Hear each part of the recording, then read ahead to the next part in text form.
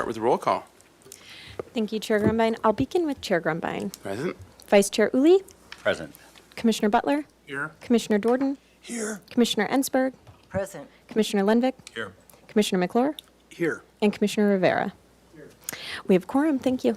All right. We will go on to item A, public comment. Any member of the public may address the commission for up to 2 minutes on any subject within our jurisdiction that is not scheduled on this agenda. So this is just for items not on our agenda. At this time, I don't have any speaker slips for in-person public comment under general public comment, but if anyone in the room would like to speak under general, you can approach the podium at this time. And I'd also like to remind the audience that if you want to speak under a specific item, you can fill out a speaker slip on the pink clipboard that's on the far wall and bring it up to me, and I will call your name under that item. But since nobody is approaching the podium, I'll move to virtual participation. If anyone on Zoom would like to speak under general, you can raise your hand at this time. But I'm not seeing any raised hands, and we didn't receive any written correspondence, so I'll give it back to you. All right. On to item B, and actually, just as a note, just for order here, so I'm going to need to, we're going to get to announcements, but just as we're getting into even these ones, I'm going to need to leave at 5. Our last item is agendized for 4. It seems like it's doable, but I'm going to be extra diligent about marching us along. So if I move you along and get you to shorten certain things, then it's not you, it's me. But yeah. Okay. So item B, approval of the minutes of Historic Landmarks Commission consent meeting of July 1st, 2026. So moved. Second. All right. Thank you. And pardon my interruption, we do need to open public comment before we make a motion. Oh, that's right. We have Thanks. the new. Okay. Yes. Public comment on everything. On everything. Yes. Okay. So now we'll have public comment for approval of the minutes. Thank you, Chair Grumbine. At this time, I don't have any speaker slips for in-person public comment for this item, and so I'll move to virtual participation. If anyone online would like to speak, you can raise your hand at this time. But I'm not seeing a raised hand, and we didn't receive any written correspondence, so I'll give it back to you. All right. Great. To the commission, we have a motion and a second under discussion. Question. Yes. Didn't we approve this at the last meeting? So I can clarify, essentially, the commission was just ratifying the actions that were taken. So you're saying, yes, the actions were correct, and now you're actually reviewing the draft minutes and approving what's written down. Thank you. All right. Clear? No, but it's fine. Okay. It's the All old right. Texas Do you have any two-step. questions about the No, I certainly don't. Okay. And any other discussion on the minutes of consent of July 1st? All right. Not seeing any. Let's have a roll call vote. Thank you. I'll begin with Commissioner Butler, Yes. Commissioner Dorden, Yes. Commissioner Rivera, Yes. Commissioner Ensberg, Abstain. Commissioner Lenvik, Yes. Commissioner McClure, Yes. Vice Chair Uli, Yes. and Chair Grumbine. Aye. Motion passes. Thank you. All right. On to item C, approval of the minutes of Historic Landmarks Commission meeting of July 15th, 2026. So moved. Motion. Do I have a second? Second. All right. Thank you, Commissioner Butler. And then open public comment. Thank you. At this time, I don't have any speaker slips for in-person public comment, so I'll move to virtual participation. You can raise your hand at this time if you would like to speak under this item, but I'm not seeing any raised hands, and we didn't receive any written correspondence, so I'll give it back to you. All right. Okay, so back to the commission. Any further discussion on our meeting minutes from July 15th? Or edits? Commissioner Hansberry? Yes, Chair Grumbine, I did have a couple of comments. Okay. And I spoke with Jasper this morning just to go through them, and I believe that she put my suggested adjustments are in green. So Okay. make it easier for everybody to agree or not agree or Perfect. to change. So on the first one, I wanted to suggest changing the word wonderful, although, this is a wonderful project, but out of sensitivity to the concern and the angst of many of the residents that are there. I am absolutely 100% sure it will be wonderful when we get finished with it, but right now I think it might be appropriate and sensitive to just say important instead of wonderful. Okay, I think It's a that's minor close thing. enough It's- within, yeah. within the range. I did say wonderful, though. Yeah, and it will be, but, I'm just But it trying was to, also I'm just important. trying to be sensitive to the people Yes, who have yeah. great concern right now. Yeah. And then under the fifth one, as you see, Commissioner finds The commission finds the pink color choice to be appropriate and encourages the use of a variety of color and materiality and less uniformity across the buildings. It's just kind of cleaning up the language a little bit. It was a little awkward. And since I'm a Yeah. writer, Uh-huh. I can't help myself. That seems. Does that reasonable. seem okay Yeah, to that you seems all? reasonable. All right? Any disagreements?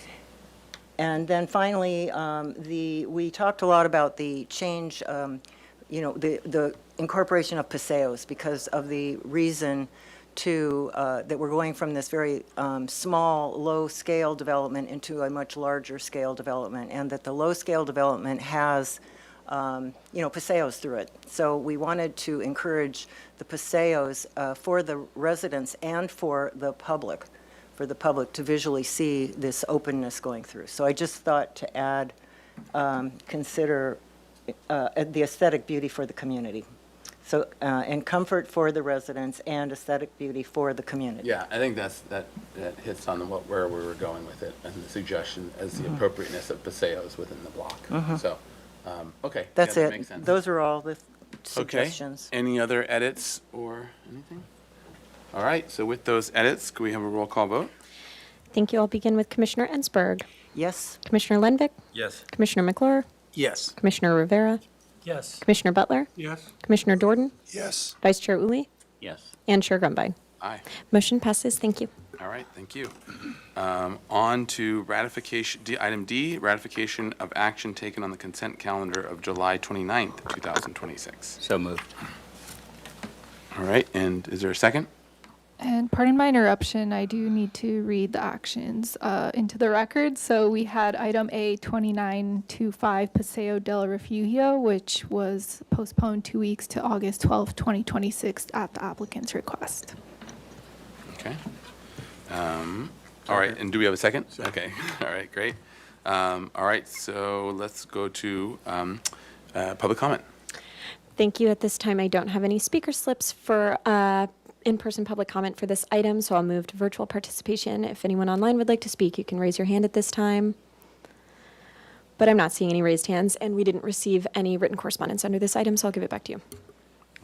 Yes. Point of order. Yeah, Commissioner Jordan. If the one item was postponed and no action therefore was taken, do we have to, is there anything to? Ratify? We're ratifying nothing. That's a We're point of ratifying order. an empty calendar. We're ratifying the fact we I met. can look into it in the future, but for now we can For now, ratify. let's ratify it, Yeah. and then, No, yes, that's that's a good fine. question. I just- Yeah, yep. Okay, Well, we did open and close the hearing, so There was a meeting. Okay, Yeah. that's fine. okay. the shortest consent calendar matter I think we've ever had. Okay, so why don't we open public comment now for this item, or did we already? Yes, okay, we're great, we're ahead. All right, so let's have a roll call vote for the ratification of the consent calendar. Thank you. I'll begin with Commissioner Lenvik, Yes. Commissioner McClure, Yes. Commissioner Rivera, Yes. Commissioner Butler, Yes. Commissioner Jordan, Strong yes. Commissioner Ensberg, Yes. Vice Chair Uli, Yes. and Chair Grumbine. Aye, Motion passes. Thank you. okay. Now we're on to item D, announcements, requests by applicants for continuances and withdrawals, future agenda items, and appeals. All right, to staff. Thank you. Staff has no announcements today. Okay, and we don't need to open public comment on this item, do we? No, we do not. All right, just making sure. Okay. Chair Who Grumbine? else? Yes. I too will need to leave at 4:30. Okay, Me at 5. okay. Do we have 4:15? No. All right, well, good. We have multiple reasons to keep things moving. Okay, anything else? All right, close item D, on to item E, subcommittee reports. Do we have any subcommittee reports? Yes, Chair Grumbine, I just want to say, as far as the West Figueroa Paseo, I've been keeping a close eye on it and watching it, and nothing has happened since last time. So I have reached out to staff to find out what's going on, and if there's anything we can do to help move it forward. It seems like there's just a few things left to get it done, and it would be wonderful. That would be wonderful, wouldn't it? It would. To get done. So that's that, and then I don't know if one of you would like to report on our little meeting yesterday on You the, can go ahead. well, I don't want to do all the talking. Why don't you go ahead? Okay, so yesterday we had a meeting with some city staff, Tess Harris, and we talked about the 1200 block landscape, 1200 block of State Street, the landscape that's native, and we did a 6-month walkthrough to assess. And we have some conclusions that we'll be forwarding back to the city about maybe some better maintenance, and then we'll go do that again in 6 months. And then also to add to that, the general plan was from the HLC meeting last, whatever, November or whatever, was that basically a year and a half from that then was when, giving it 2 seasons, was when it was going to come to HLC for assessment, full assessment and discussion. So that should be basically summer of next year at some point, whether it's earlier or later. So just as an FYI. So but this was an in progress check, and with some suggestions. So, okay. Anything else from any other subcommittees? All right. Let's close that, and we are 4 minutes ahead of schedule. Great. All right. So we're on to item 1. This is a discussion item, Better Building Ordinance. This is a pilot program to incentivize housing and implement ecological, climate, and mobility goals in the Central Business District. Welcome. And if you could introduce yourselves for the record. Hello, Commissioners. Alelia Parento, Acting Deputy City Administrator and erstwhile Sustainability Director. And Allison DeBusk, Community Development Director. Okay. All right, so we'll dive right in. So today we're here to talk to you about the Better Buildings Pilot Program. And really, this is a merging of conversations that has been happening at the city where we have some housing goals, want to develop more housing and create economic reinvestment in the downtown core in particular, and we have ambitious climate goals. So the Sustainability Committee has been entertaining the ecological framework for a downtown core that was developed by the Community Environmental Council, which you may have seen, and it was a series of suggested criteria for a vibrant and ecologically sound downtown. They wanted to, quote unquote, adopt the framework, and in reviewing the framework against current city policy, we discovered we're actually doing a lot of the things that are in the ecological framework. So we wanted to revisit how we might actualize the framework, and the Better Buildings program really came out of that desire. So as a little background, we face some challenges in the city. We want more housing. We want that downtown reinvestment. We have very ambitious climate goals. In case you're unaware, we have a carbon neutrality target by 2035. And we have a growing desire to implement this ecological framework, as I mentioned. So we're really trying to look at housing development a little bit differently with this and test a theory of change. And that would be, could the city provide incentives for developers to build that housing that we want while giving some concessions in our development process? The foundation for all of this is that housing is climate action, particularly well-placed housing, infill housing in the downtown core. It reduces vehicle trips, especially when sited near jobs and daily activities. It's a more efficient use of utility infrastructure and other city services, supports local businesses, and reduces that outward expansion pressure, which in Santa Barbara is really challenging, and we get people commuting an hour plus a day to live here or to work here. Additionally, new construction locks in emissions for decades to come, right? So if we build a new building today and we don't have these ecological principles front of mind, those emissions are here for 50 years or more. And so we need to get it right now. Additionally, housing downtown is a desperate need, and we're not doing a great job of building it right now. So in the last almost 6 years, we've had 248 units built in downtown, over 10 projects. That's about 41 units per year. And about 45% of those use the state density bonus law, which this program is meant to be an alternative option to developers. So about 4 out of 10 projects used state density bonus law.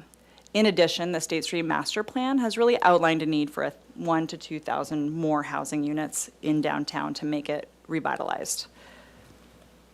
So this pilot is suggested to be limited to the Central Business District, and I have that up here on this map, just for your reference.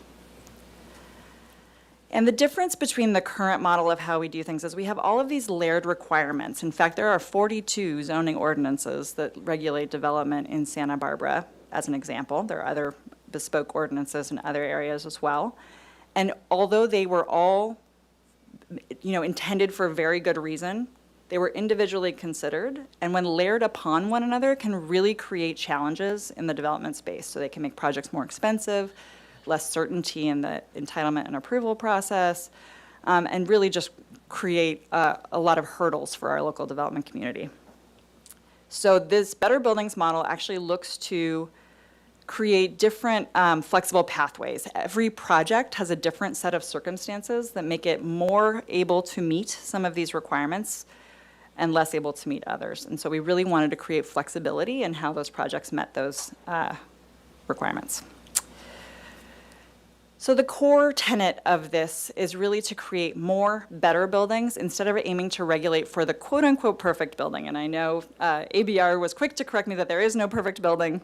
And so before you can do that the same, I wanted to get ahead of that. But this over-regulation is really aiming for that perfect building, and instead we're getting zero buildings or very few buildings. And so really aiming to get better buildings and more of them and at scale, while meeting some of our other priorities, so those ecological principles and affordability desires. So it's really building on the adaptive reuse ordinance, which is already allowing some of these things, and really aims to provide that predictable, voluntary, this is completely voluntary, set of standards and benefits.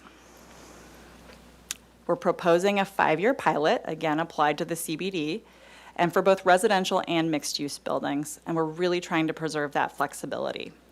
And for my visual learners like myself, I created this fun infographic for you. So the concept behind it is that the building developer would provide community benefits. They would earn points on those benefits, and different benefits would be worth different points depending on how much benefit they provide to the community in general. They could use those points to purchase incentives, and incentives might look like more density, it might look like lower stormwater requirements, et cetera, et cetera. And the result, we hope, is more better buildings. Some example categories of the benefits and incentives, and I want to apologize ahead of time because you're going to be frustrated that you don't have those benefits and incentives in front of you. We are currently defining those, but we wanted to come and ensure that you understood that this process was happening before we defined those. So I understand that it's hard for you to opine on this process if you can't see the benefits and the concessions. But just so you know what we're thinking, the public benefit categories include housing and affordability, climate and energy, so net zero buildings, affordability would be above the state standard, ecological and resilience features, so could be more stormwater. And I know I just said that one of the concessions could be less stormwater, but that's the whole flexibility thing. Some sites are going to be able to have more stormwater capacity and some less, so you can really pick and choose. Mobility and public realm improvements, added paseos, secured enclosed bike parking, things like that. And then circular economy and low carbon materials, so really the building materials themselves are eligible for points. The concessions, like I mentioned, would be more capacity, potentially more flexibility in the review pathway, and more certainty and lower costs is the goal. So again, we don't have that matrix defined, but we are working on it and would love feedback from you on just the concept in general. Before I go to where we've been, I'm sure you're wondering, what does this have to do with HLC? And that is a very fair question. And I want to assure you, this is not intended to circumvent the discretionary review process. You will still have the review that you have today. It's more of a courtesy presentation of what we're thinking about when we're trying to really spur more housing.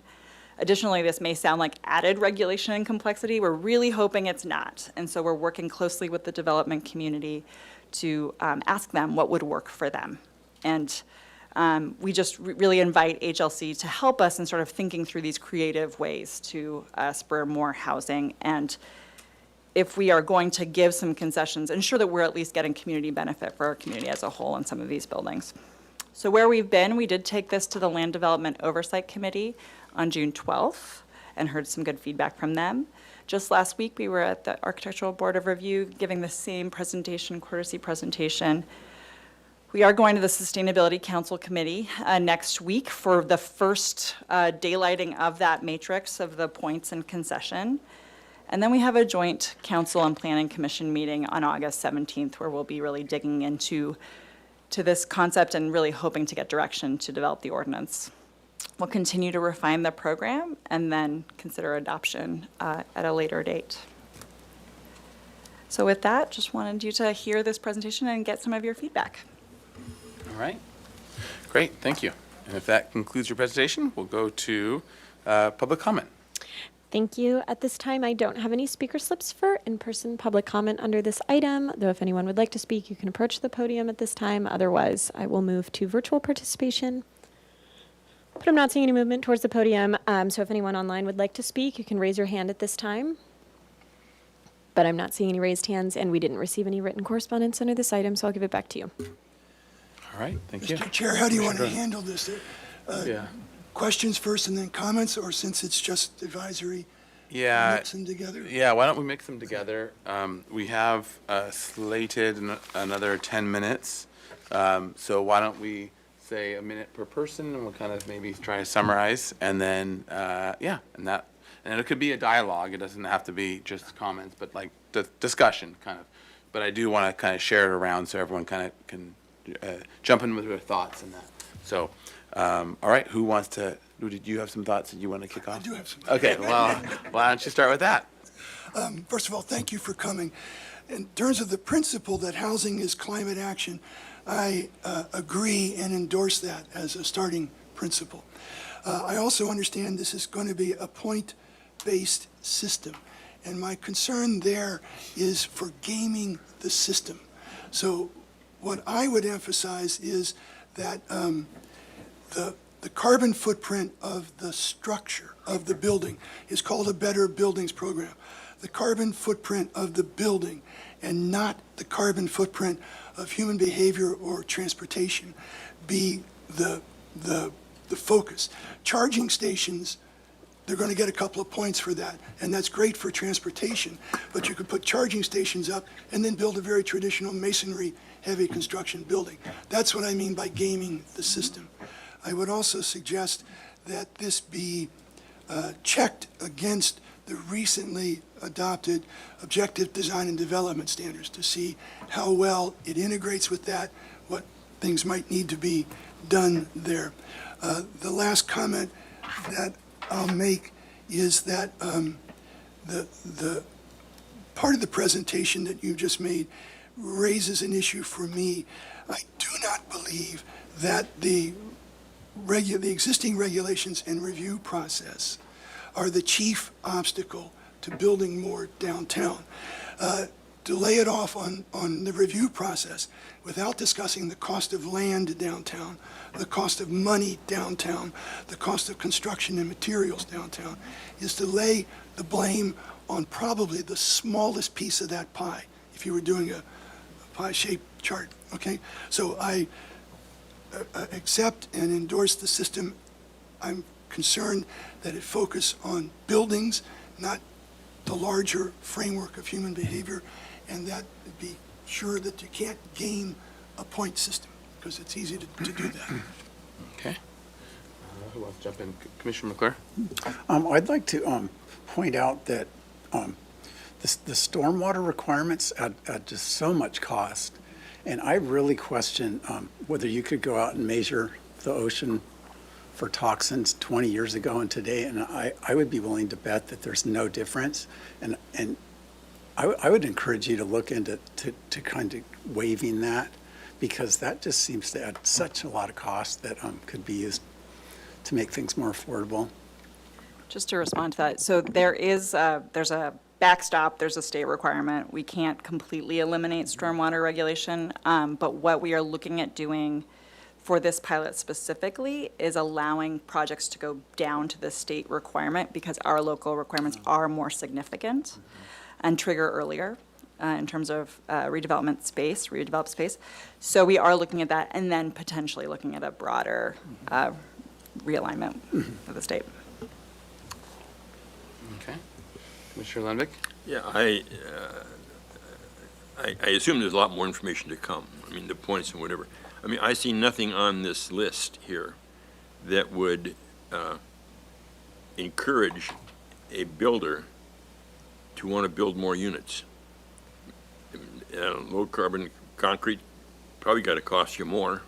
I mean, all kinds of things on here are going to add construction costs, which is contrary to where you want to go. You want to reduce construction costs and improve the time of review. So I'm hoping that there's more information. Commissioner Lenvik, if I could respond to that, one of the main incentives is increased density. So that would be the trade-off for providing these community benefits. There are other incentives, but I think that is going to be the primary one that people use, as well as the stormwater one.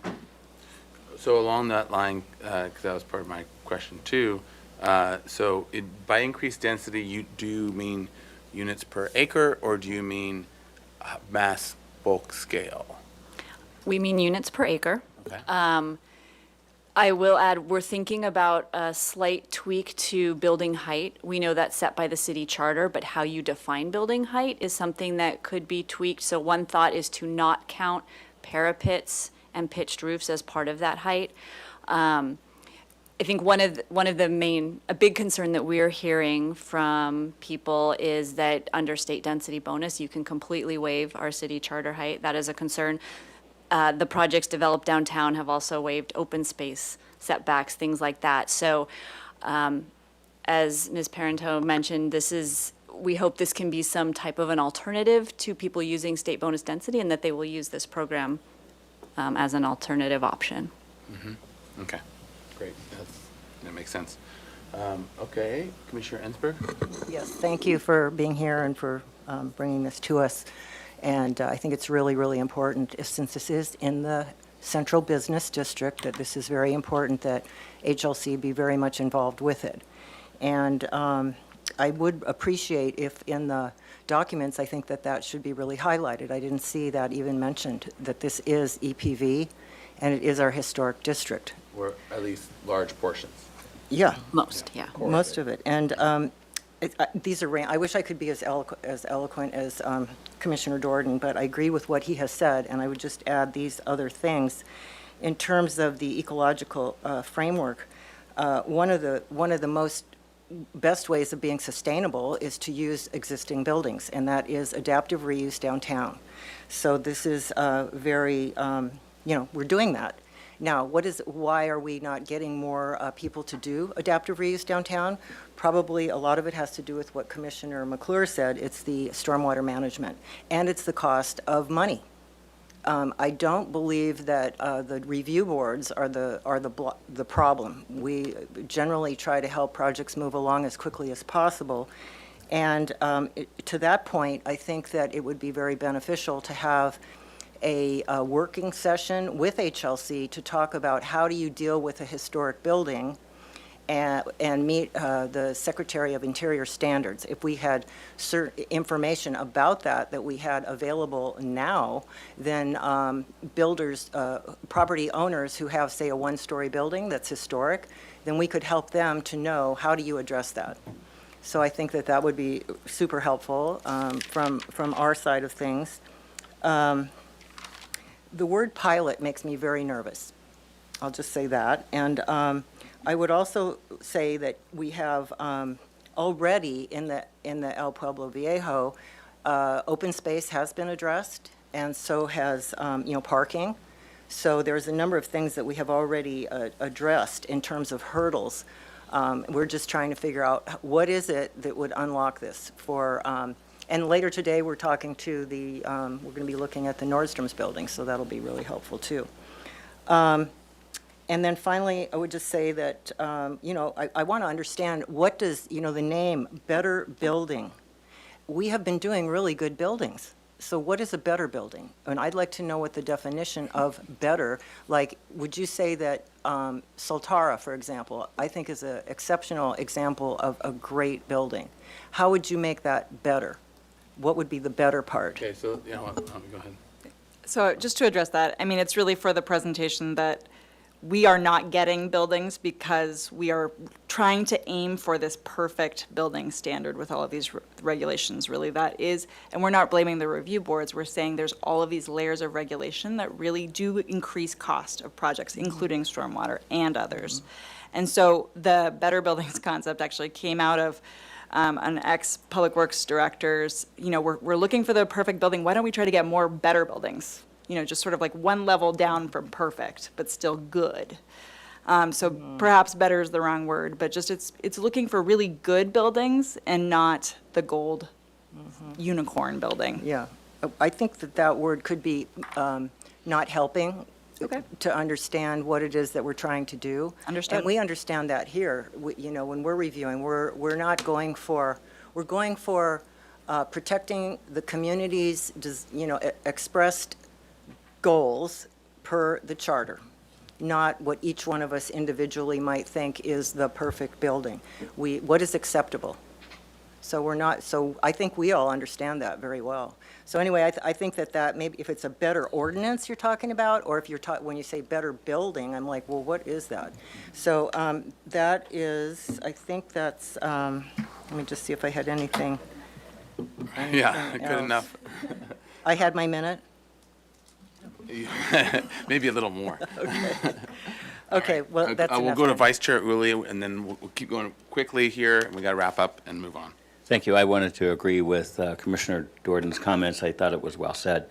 And maybe the struggle about the terminology, buildings do not act independently of the site that they're on. So maybe it's a better project is really what we're looking for, that has good site design, good amenities on site. The building functions very well economically, environmentally, et cetera, and provides the most housing.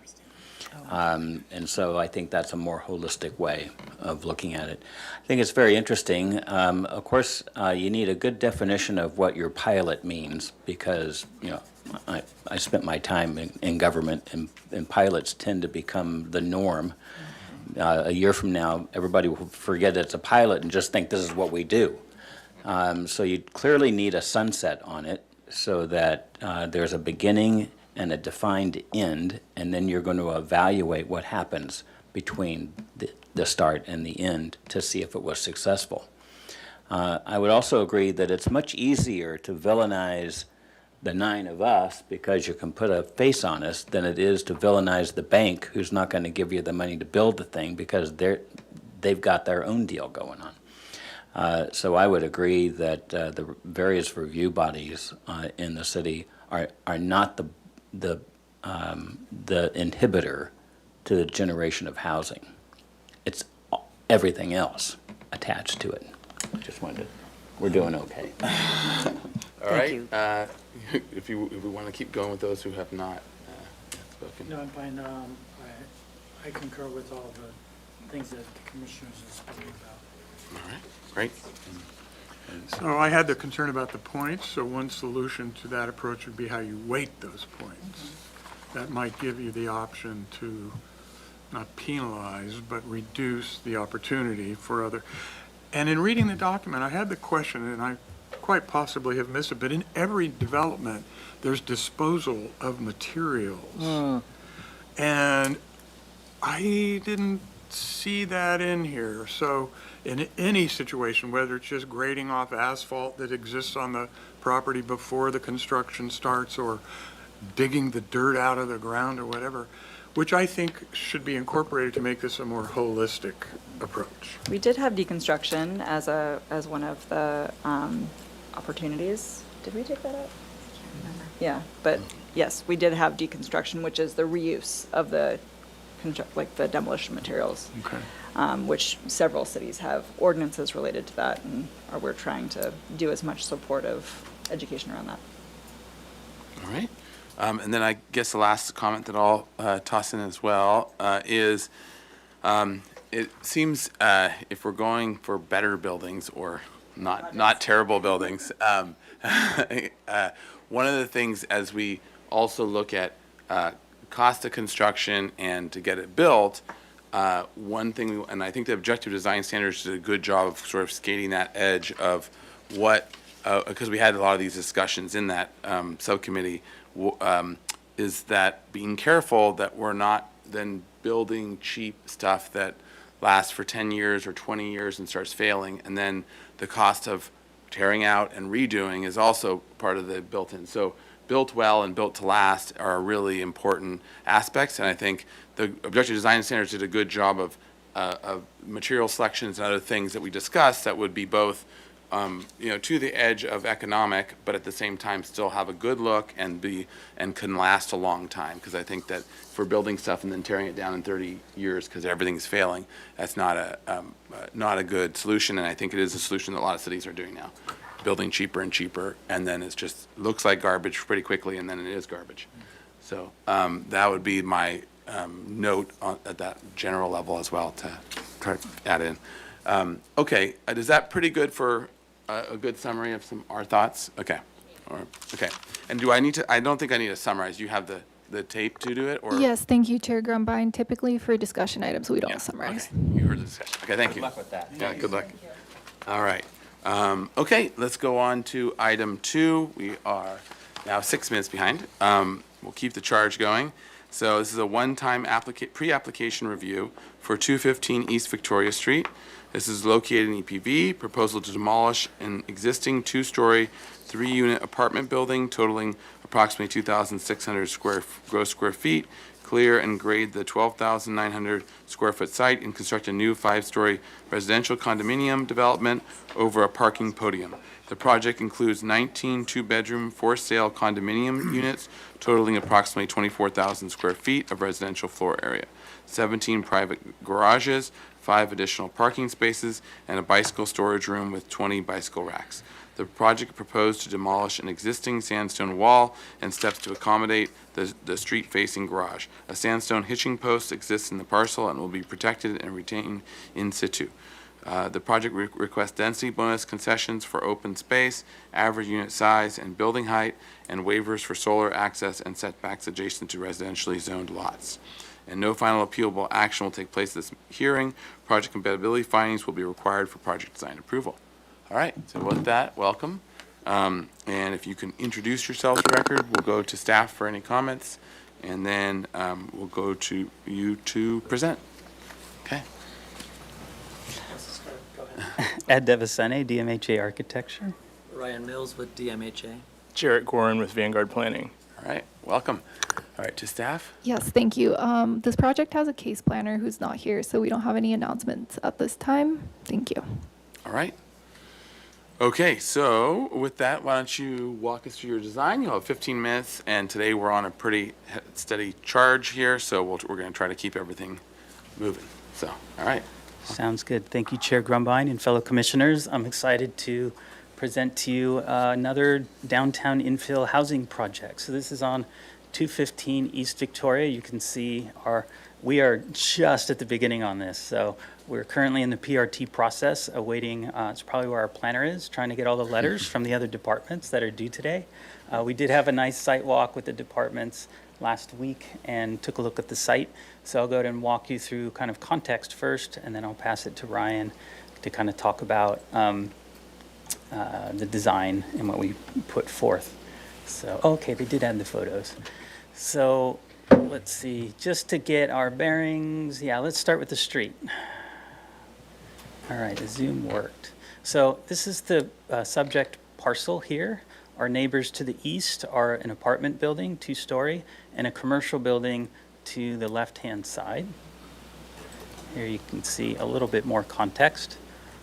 Also, a couple other things of note. We've got a power pole right on the corner of the property line. The transformer, it goes underground from there. A couple of guy wires that are kind of pushing towards our direction. And we've got a historic sandstone wall towards the front, and there's a hitching post in the parkway behind, a sandstone hitching post behind the white truck here. So again, a little further down the street, maybe I can move a little closer. It's a pretty long parcel. There was previous buildings in the back, and they were demolished in about 2021, I believe, there was a permit for redevelopment. So this is the rear of the commercial parcel to the west, but you can see that the site is, and you'll see it in the survey. And so let me go to the aerial, actually, so we can look a little bit more at the neighborhood. There we go. So here's our proposed project. You can see the deepness of the lot. It's approximately, let's see if that clears up. Fuzzy, there it is. About 214 feet deep. And our frontage is about 60, just over 60 feet. So in yellow, you can see the buildings that were demolished. The two-story, three-unit apartment building currently remains. It's proposed to be demolished. And our neighbor, again, commercial on the west, they have a parking lot towards the rear of them. Wrapping around is the church property, and their parking lot kind of wraps around to the north side of us. To the northeast is a kind of a motor court bungalow historic compound. And then the apartments to the east of us. One unique feature of the site, well, there's a couple that I'll point out. There's a public alleyway that comes in off of Victoria and connects to the side of our parcel here. So it is, at the rear, is about 7 to 8 feet taller than the street level. And so the property kind of gently slopes from the back to the front, and the public, the alleyway access is at about 6 feet higher than the front of the property. And so you'll see as we kind of look at our podium design, how that connects. You'll start to see the plates for each level. I'll let Ryan take you through that, but I'll point out a couple of kind of site integrations. We need a pad mounted transformer towards the front. We have our 5-foot AUD setback. We've got a driveway, two-way in and out with our site triangles. To the left-hand side, the pedestrian garage entrance and the stairs from up above.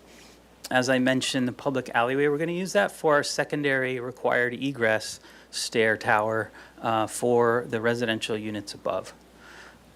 In total, we've got 19 proposed units. Our concessions, this is state bonus density project, is for the 19 units, our base density is 11. So to get all the way up there, it's on the cover sheet with the math in our planner. Oh, he's joined us. Welcome. And he'll be here for questions. And that gives us, we're at an average of about 1,300 square feet. So our first concession is for average unit size. The AUD gives us 1025, we're a bit over that. We are also for height. We are going up 5 stories, and so we'll need a height concession above the 45 feet. This is Central Business District, but it's outside of the central area, so we don't get 48 feet. We just get 45 as the zoning requirement, but we have our concession for that, and also open space.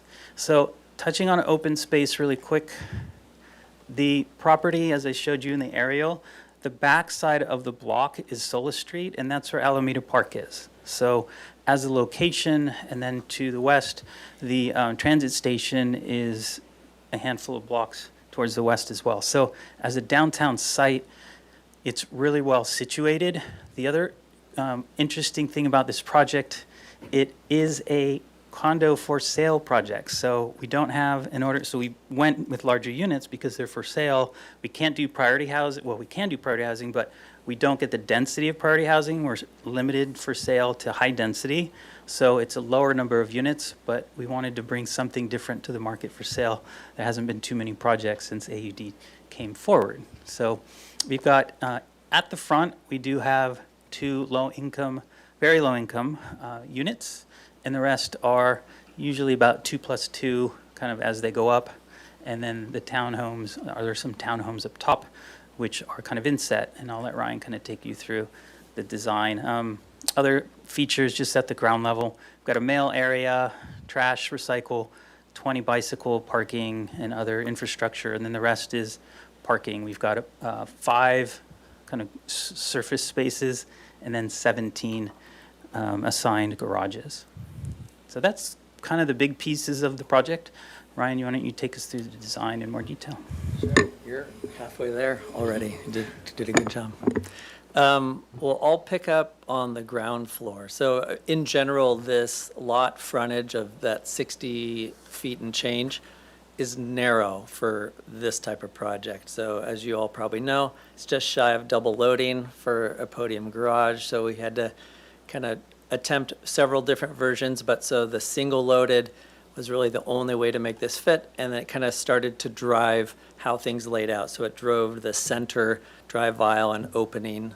And also, well, I'll get to that in a second. And then the kind of the eastern row of garages on the left are all the amenities, the lobby. And by the way, this is very diagrammatic at this point. We wanted to bring it to you early.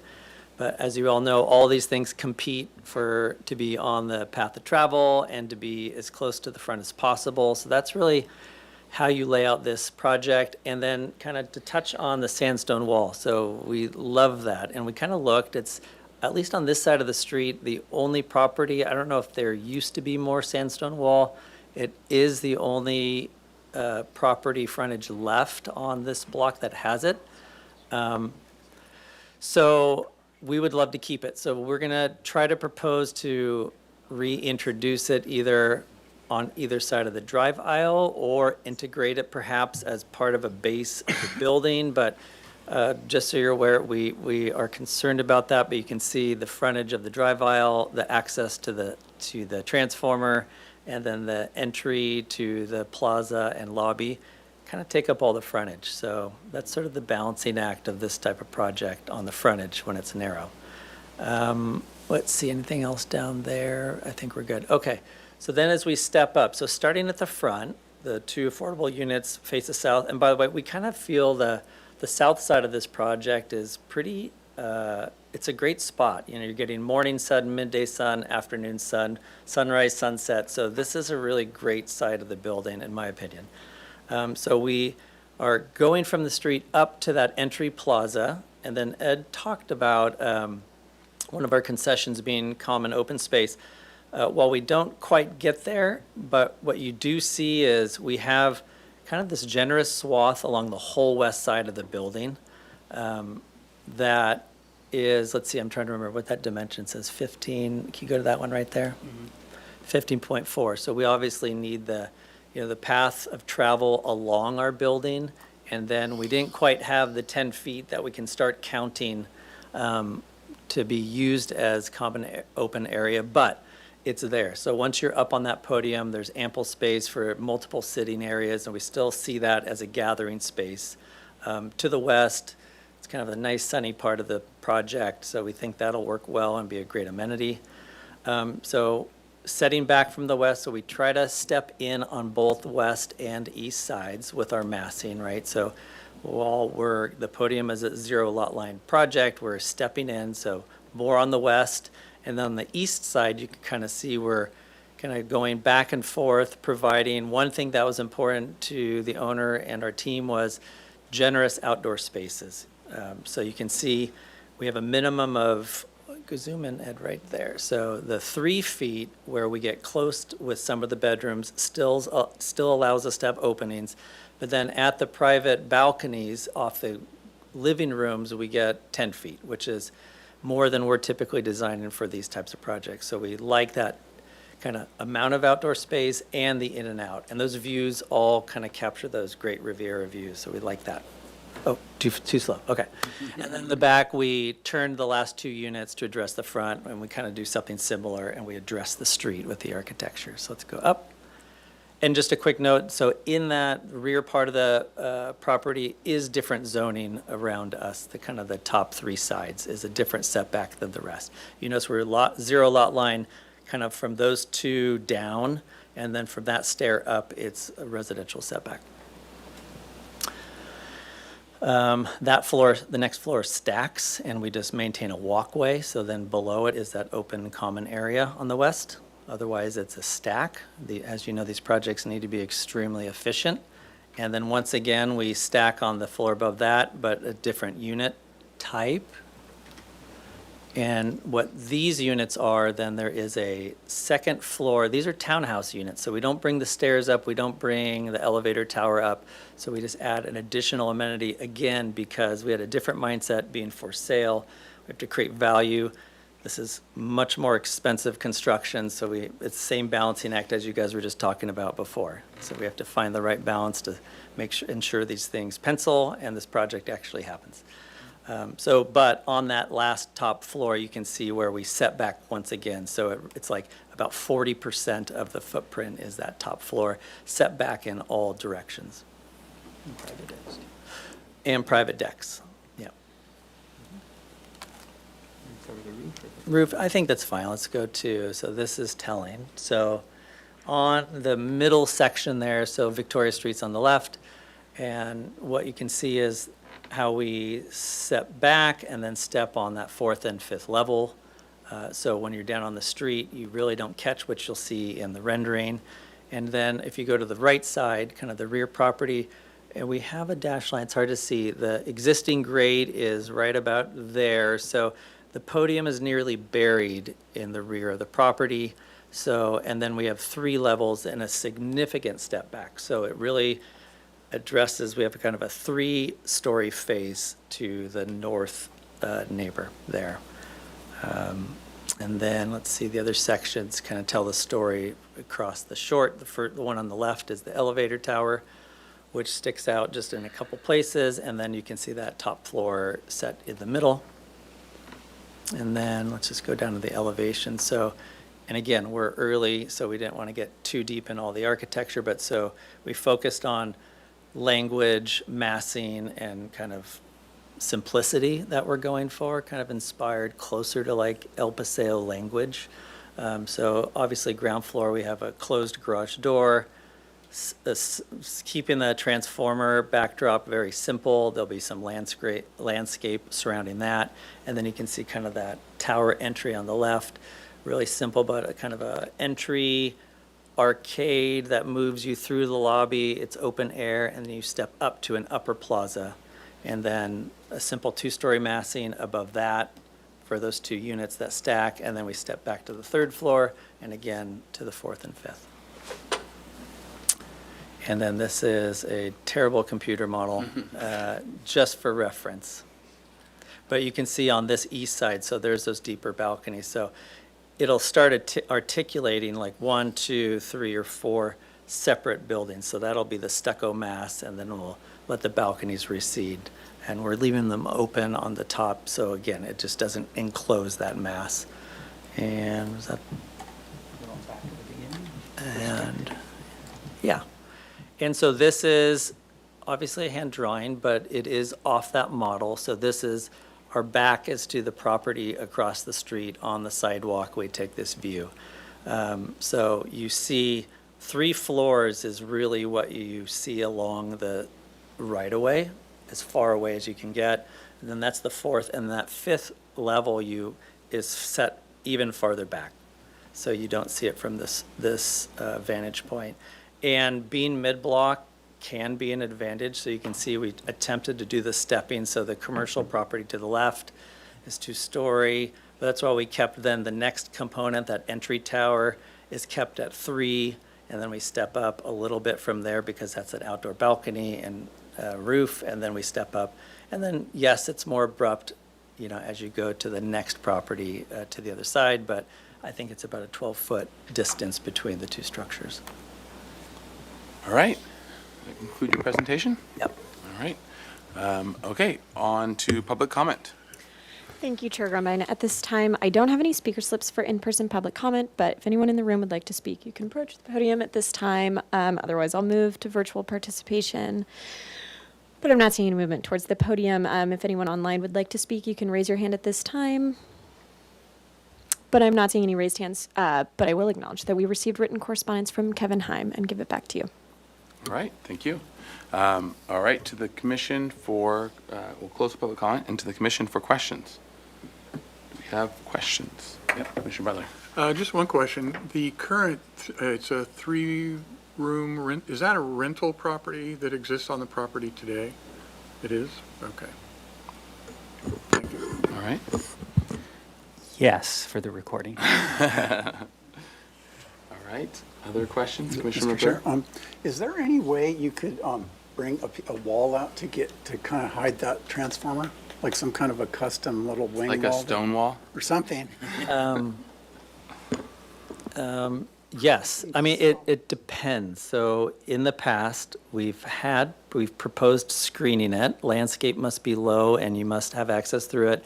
We've had removable wood panel screens, which was acceptable. But then I think the last couple projects we did, the boards didn't want any like they needed just open access, ended up being better. That green, dark green transformer was better than a much larger because you have clearances on all four sides. So all of a sudden it becomes like 12 by 15. So. It just seems like in this day and age, we could do better, but I guess So, we can't. but the stone wall could not go in front of it. While they do come in with like a boom and they want access on the ground in front of it. Okay, so actually tied to that, because I have my general question is, how can you incorporate as much of the stone wall in that wall line as possible, knowing that you would have to remove all the portion or rework all the portion? So I guess part of that question would be something like, can the stone wall remain or be rebuilt there, and then the transformer being lifted up, and so it's on grade, on a higher grade of some, and you make that up somehow. But someone looked like it was like 2 feet tall or something. So I guess my question is do you think there are possibilities with incorporating chunks of the stone wall on either side and getting those grades to work? And then the same thing goes for the stairs going up. If there was a stone wall there, and I'm not sure because of the rendering how much depth you actually have, but site plan wise, it looked like there's something there. Can you get a stone wall to work, the stone wall where it is roughly to work, and then have some steps that work through the landscape or through that front portion on either sides to keep as much of it as possible? Could they show us the the Site plan. Yeah, site plan would be good for that. And then, so this is just also just for a one-time pre-application, so do you, So, and where is the sidewalk on this? I guess It's, Chair Grumbine, it's approximately 9 to 10 feet from the property line. We'll get that in the next go-around together. Okay. And where is the stone wall? The historic, where is that? And maybe, or existing photos? To show us the location of the new structure relative to that stone wall. Yeah, it seems like it's right there on the property line. Staff is going to bring that up right now so you guys can see it Great. from the street view. Perfect. And so I guess the first general question is, do you think that there's ways of working your design so that you incorporate and keep as much, or keep as in, and/or rebuild on that wall line as much of that as possible? It's a pipe dream. Well, let's see We if it go can to be our a, site plan again. more than a pipe dream. We'd love that to happen. Obviously, you've got to drive through it, right? Yeah. Chair Grumbine? So, We don't see 3 elevations of this building, and that's our job as to judge architecture. And we're being asked to comment on something we can't see. I don't see how it's reasonable for us to give them much direction when all we got is a sketchy elevation of the front of the building and not the other 3 sides. So I think that's a good point for the sides that we don't see. I think the site plan and the stone wall are pretty visible here. And I'm not asking about a design yet, but I'm just asking about the potential for incorporating this in. And looking at it right here, in my mind, in some way, that your sidewalk's still going to be your sidewalk. And where you come through, you can come through, but it seems like there's at least a good handful of solutions for incorporating portions of the stone wall on the front there. And Is that- Chair Grumbine, to that question, there was one letter that came in from the neighbor or someone who was, so my question is, they were suggesting having the access to the garage from the back, and is that, it looks like there's a big grade differential, so that's the issue why you can't do that? Or could you talk about that a little bit more? correct. We did study that because we originally thought that was a great idea when we thought of it. And then we kept testing it and it was getting, so making that grade up pushes the whole project Yeah, up. yeah. It was close to 7 feet, so Okay. it was working against us. And all of those amenities or the trash, the access, all of that can't be over 2%. So we had to hold, 2% or lower to get into the garage to access all those things. And then it was too steep of a climb to even make it to that alley elevation, so. Okay. But It we was- still leverage that for vertical circulation for the owners. Okay. So there is Well, an this is- exit. this is to That the- stair tower in that northeast corner does connect to the alley. Sure, all right. So Commissioner Henry. that's to the point of this whole issue about the curb and the entrance and all that. So we just want to bring that out and to Commissioner Lenvix, you don't have any side renders yet, right? So that we can see the length and how that is that you're going to come next time with Yeah. the? Yeah, great question. So I wanted to answer this one first, and then Yeah, I'll answer sorry, that one. go ahead. So we love this wall as well. So we do think it's important, but just this is a great view. We will do everything we can. I mean, perhaps because of the distance, we can work with utilities and maybe they can go through the drive aisle gap and then kind of swag over there. We just have to get that approved. It's not an easy approval in our minds, but we'll see if we can work that way. But you can just see from this photo, from that stair basically to the right of where the hitching post is, that's going to be our new drive aisle. So that chunk's gone, so it's really left with, perhaps to the left of that, we can extend it and then have like a small pedestrian gap where people come in and make that entry sequence to the stairs up. And then it can continue on the right. So it's really, instead of kind of focused on the middle, what you see that exists of the wall, sort of take those two pieces and slide them outboard. So there might be a bit less, but I think that's the most we could ever get away with. Gotcha. All right. Vice Chair Uli, were you going to say something? Yeah. Thank you. What was the other? Well, just the renderings, that's all. Oh, and so Elevation you've seen our change. whole presentation. So the rationale was, it's a big project. We wanted to come in early for this one-time PRT before. We thought about just skipping this step and going, but we just, want to be on the same page and just knowing it's an important housing project, but these are big. We just wanted some comfort level to march forward. Yes. Okay, Vice Chair Uli? The observation about this wall is that, one, it doesn't seem to match the survey outline of the wall because it doesn't return up the driveway. And it's compromised on the east end, at the end of that wall to the property line. If this is the only fragment of this wall on the block, I think part of the process ought to include that our architectural historian chime in and find out what the real value of that fragment is and why give it that much attention if it's just a fragment. If sandstone is incorporated into the architecture to echo what that wall was, then I would be happy with something along that thought rather than trying to force a project to use a wall that clearly cannot be done if you've got a driveway going through 2/3 of it. So I think that needs to all be sorted out with what the value of that asset is. Okay.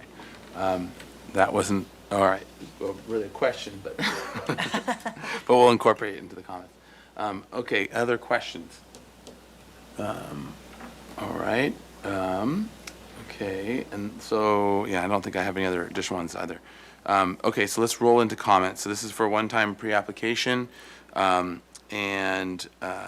Yeah, so project compatibility findings will be required for PDA eventually. Okay, so let's, and I'll start by just noting that, yes, we do not have the elevations. We have one front perspective and front elevation, and then we have a 3D massing that shows the front and then one side, one of the long sides, and then aside from that, we have the floor plans. So I think that we're going to need to, we're very much going to acknowledge that in terms of as a design review. We're not reviewing the design really, except for the front is about the only thing that we can review. The massing is at least somewhat commentable on, at least to some degree. And obviously, we're going to have a lot more information that needs to be brought forward as it goes forward. But let's comment on the project based on what we can see, but also we're going to have a giant asterisk on it as well, because we don't have, we have a street elevation and street perspective with the neighbors there, but obviously typically it's going to be all four elevations as well as with their relating neighbors and all the things, as you all know well, in terms of all the neighbors and how their balconies look onto that, and, you know, what are the various things are going to be important as the project goes forward. Yeah, Commissioner Jordan. I'll give you, first comment is really a question that you can anticipate when you come back.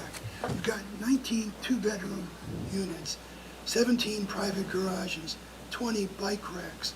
So when this comes back, it'll need to be explained to me why that's enough. You know, that it meets whatever the code or regulation requirements are, that's enough parking and bicycles spaces for 19 two-bedroom units. Okay, that's just a heads up. The other comment that I will make is that I see we at some point will need to make project compatibility findings. When you go up and down that block, that's going to be difficult for height, mass, bulk, and scale in terms of its impact on the neighborhood. So it'll have to be I still need to be persuaded that we can make that project compatibility finding. Okay. All right. You'll have to wiggle the mouse. Yeah, can you?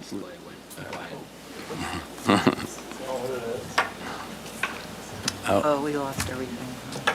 Somebody kicked the cable. Everybody stomp on the floor at the same time. All right. There you go. Does anyone else want to go over? I'll be happy. Okay, Commissioner Ansberg, then Commissioner Butler. Okay. Thank you so much for bringing this project. We got it. Oh, We got it. are we back? I find a lot of things about this project very, very positive, and I really appreciate the for sale aspect.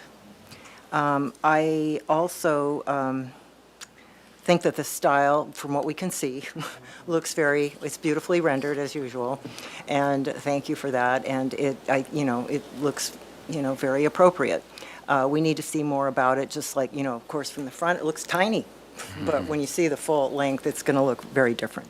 So, as has already been said, I want to point out that down at the corner where the architectural foundation is, there is curb there that's existing that maybe at one time was part of this whole thing. But you might look at that and see if it inspires you in any way to see what you might do differently or propose. Maybe it's not the wall, but maybe it's a curb that matches that. And then off to the left, there's a more contemporary building that does have the sandstone on it. So, kind of bringing in those elements, I think, could be real positive. And definitely the hitching post, please, and a horse, if you can manage it. The style, so I think the style is very appropriate, and then I appreciate the massing right now, the way you have done it. We'll have to look at that more, but, I appreciate the way it's stepped back for the fifth floor. And then finally, I would say that on the open space, you're right near the park, and I think that we need to think differently about these projects that, it's in an urban environment, and that you use like if you lived in New York City or something, which this is nothing like that and hopefully never will be, but that you have these wonderful parks. You don't have these open spaces. You have a park where you go and you are with the community. So I think thinking that way, and if that enables, I know that you're stacking, so some of these outdoor areas are stacked on top of the one below, so you wouldn't really be able to pull it back more, and we wouldn't want to expand more because we're trying to get the, less volume.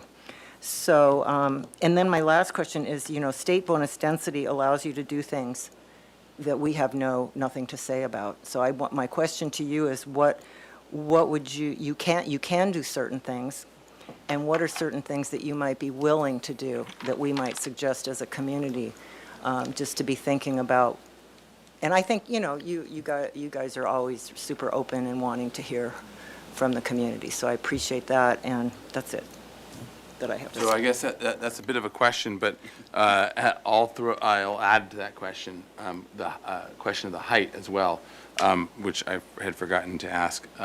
So you had mentioned that it was 45 and having, where are you going to? Where does this go to in terms of height? What is it? How much is it going over the 45? Chair Grumbine and fellow commissioners, the answer is it depends on where you measure. If you measure, because the existing grade slopes from back to front, we've measured, the tallest point currently is 58'2", but if you take it from zero, our podium level buried in the ground, we go from 103 to our plate is 57 feet is where the plate starts. So we have various dimensions from the adjacent grade, but if you measure all the way down top to bottom, we're probably 60 plus. But again, Sure, we're buried, but we're it's buried a bit. the grade, existing grade is the main, Right. yeah. And as Ryan mentioned, that's why the stepping in the front was really important as well for that street presence. But you can see, the 5-story townhome towards the front is about 58'2" from those adjacent grades. Gotcha. And then that, in terms of being, let's look at that as the sort of the tallest point. Can you go to the roof plan and just point out where that is as well? Okay, so that's sort of that's the center swath of roof. So it's, okay, so that's the roof from one side to the other. Okay, great. So it's both, that center tall portion is also set sideways, whatever, 15 feet or so? 15 on the left and about 25 on the right. Okay, great. Okay, and then to answer Commissioner Ensberg, sort of a question-ish. We're in comments. I have a know, question. I know. I have We went one more backwards. question. Just fine. I went backwards too. And you don't have to. I think it's just something to think about, that we all need to think about as we're, moving in, as our town is evolving and all these challenges that we have. It's just something that we should all think about. Like, the state is imposing certain things, but we still want, we care about our community. We want our community to be preserved. So how do we balance that? Even though we can do something, should we? So it's just kind of, I think all of us, designers and architects and planners, need to think about that just because we can do something doesn't mean we should.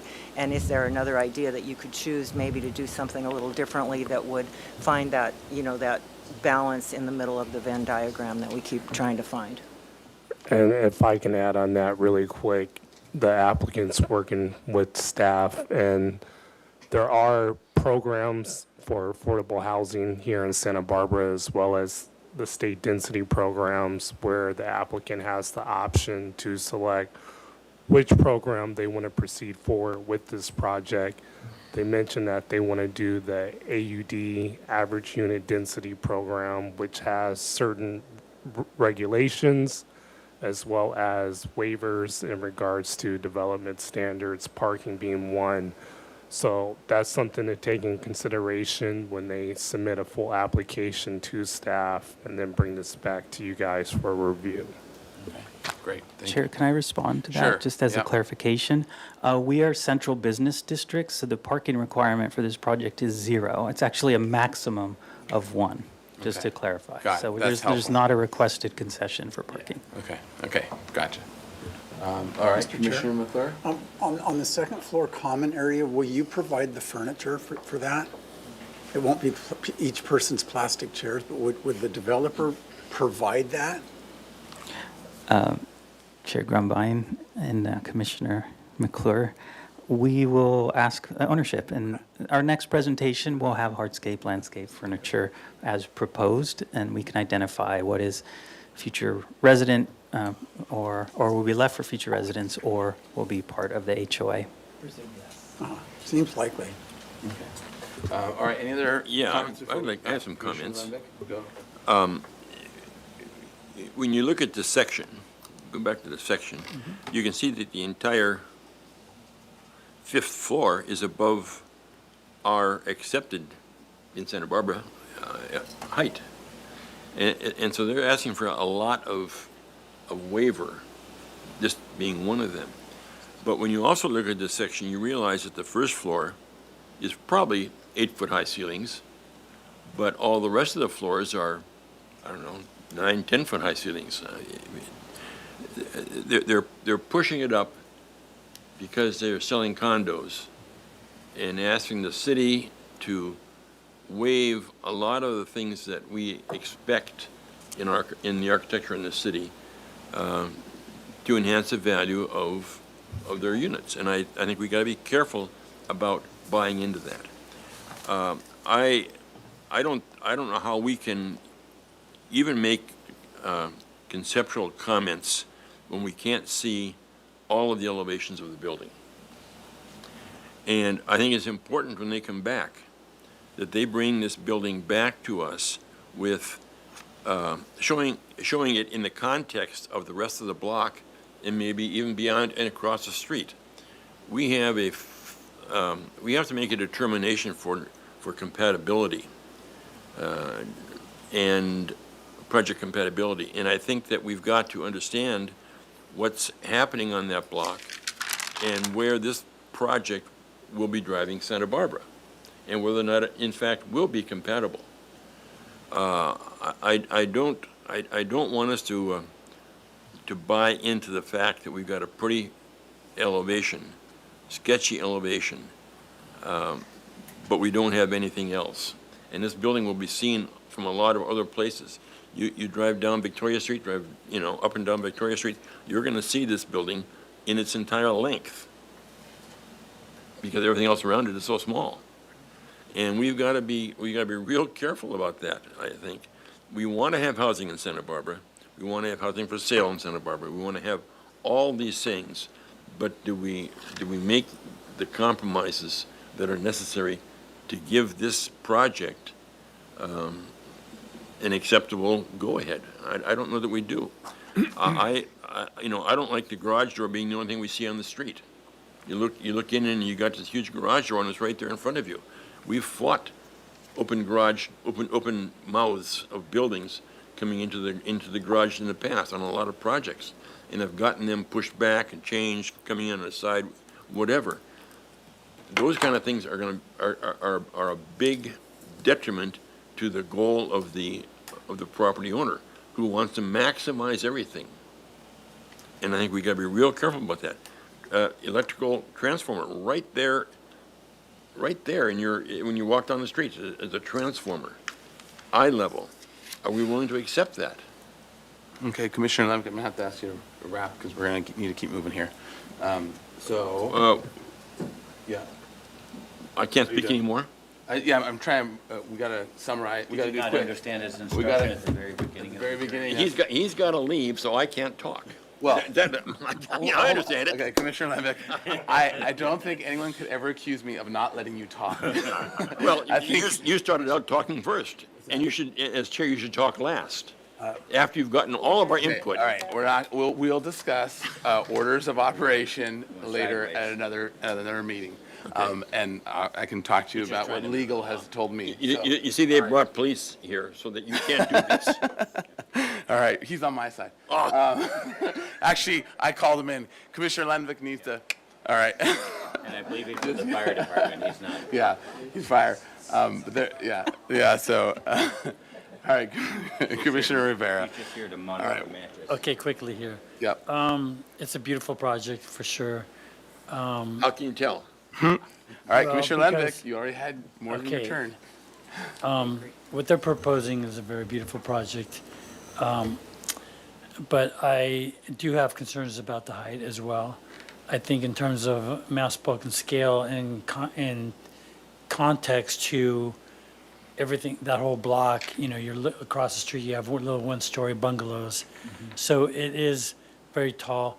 There's an idea that I had that might work is if you carry those concrete steps and recreate them on the left, in front of the landing, and just build that whole area up 3 feet so that the stone comes back into the driveway.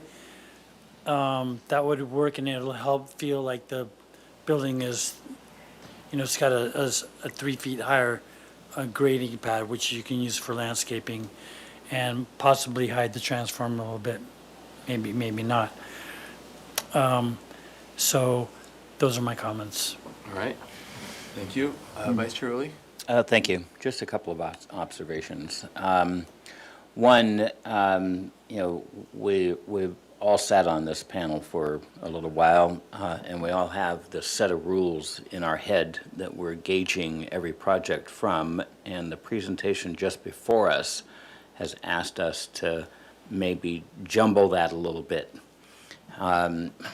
So I'm trying to advance your project and say that if the fifth floor isn't really perceptible from me walking on the street, either in front of the building or across the street or down the building or down the street, then I'm not going to be terribly concerned that it is a full story over the height limit.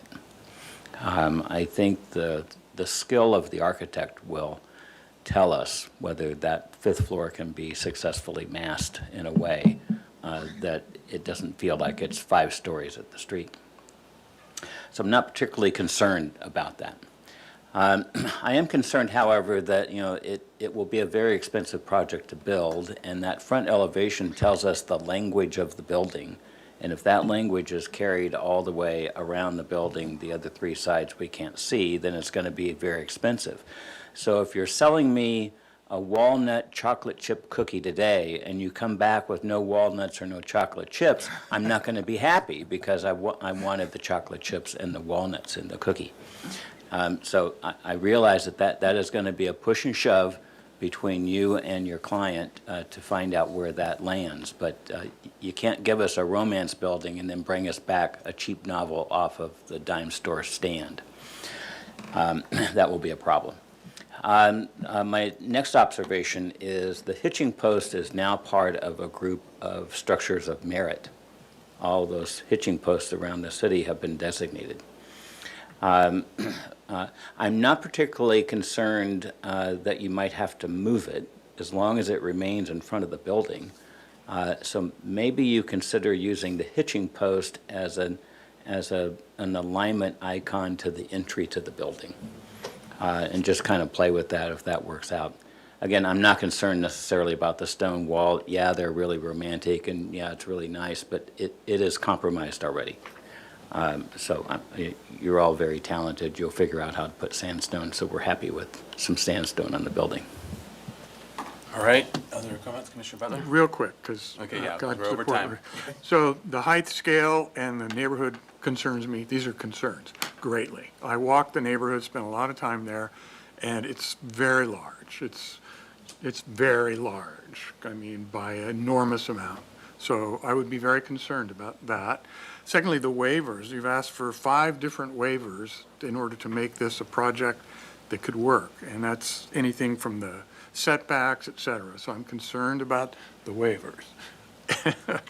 And then I guess the final thought was you're going to eliminate 3 rental units to put in buildings for sale, so that affects rental housing. It's a small element to it, but I hate to see rentals be replaced with what I would think are going to be very expensive for sale condos. So I know that's not under our scope, but those are, I kind of waver about the wall, but it'd be great to keep it. It's kind of been damaged a little bit. But the size of the building, I walked across the street too. I actually bought something from the Santa Barbara store right across the street, which is a single-story craftsman style house. I'll stop there.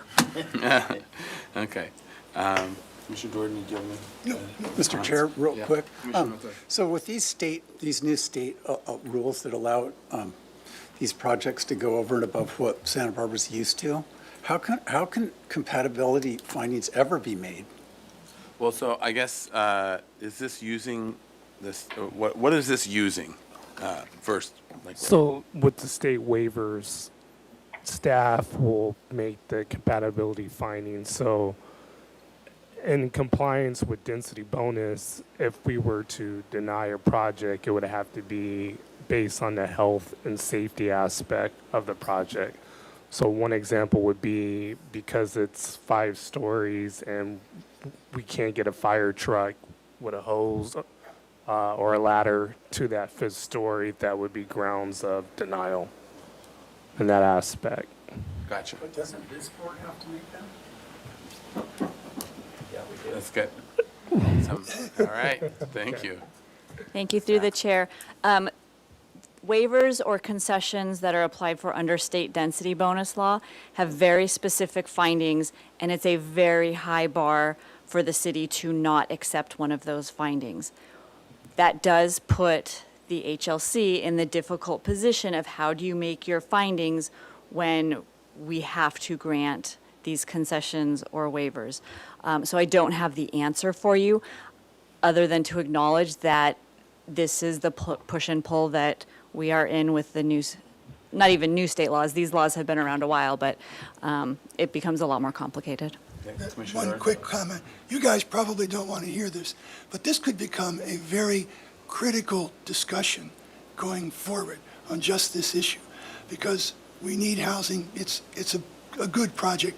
So this could generate a fair amount of discussion. Just prepare yourselves for that, for the larger issues of, are we signing the death warrant for East Victoria Street as it is now in favor of an East Victoria Street that we need or should have, or some of us may want in the future? That's just my comment. All right, so we won't get into that. We'll let you, yeah. So, okay, any other comments before I try to summarize? And I'll put my own comments in as well. Okay, so, all right, all right, hearing none, I'll summarize so far, and then I'll add mine. So first, the commission, well, I guess this is, let's see, this is for comments. No final appeal will actually be taken this hearing, project competitively appeals. So this will be comments and for further continuation? No, This is so a we don't need a one-time, no formal motion, just comments for the record. So I'll Thank you. just make comments for the record. Okay.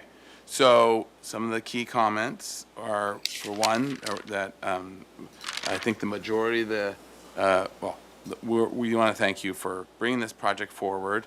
Where it's, as the renderings are showing and as the front facade is showing, it's a beautiful project.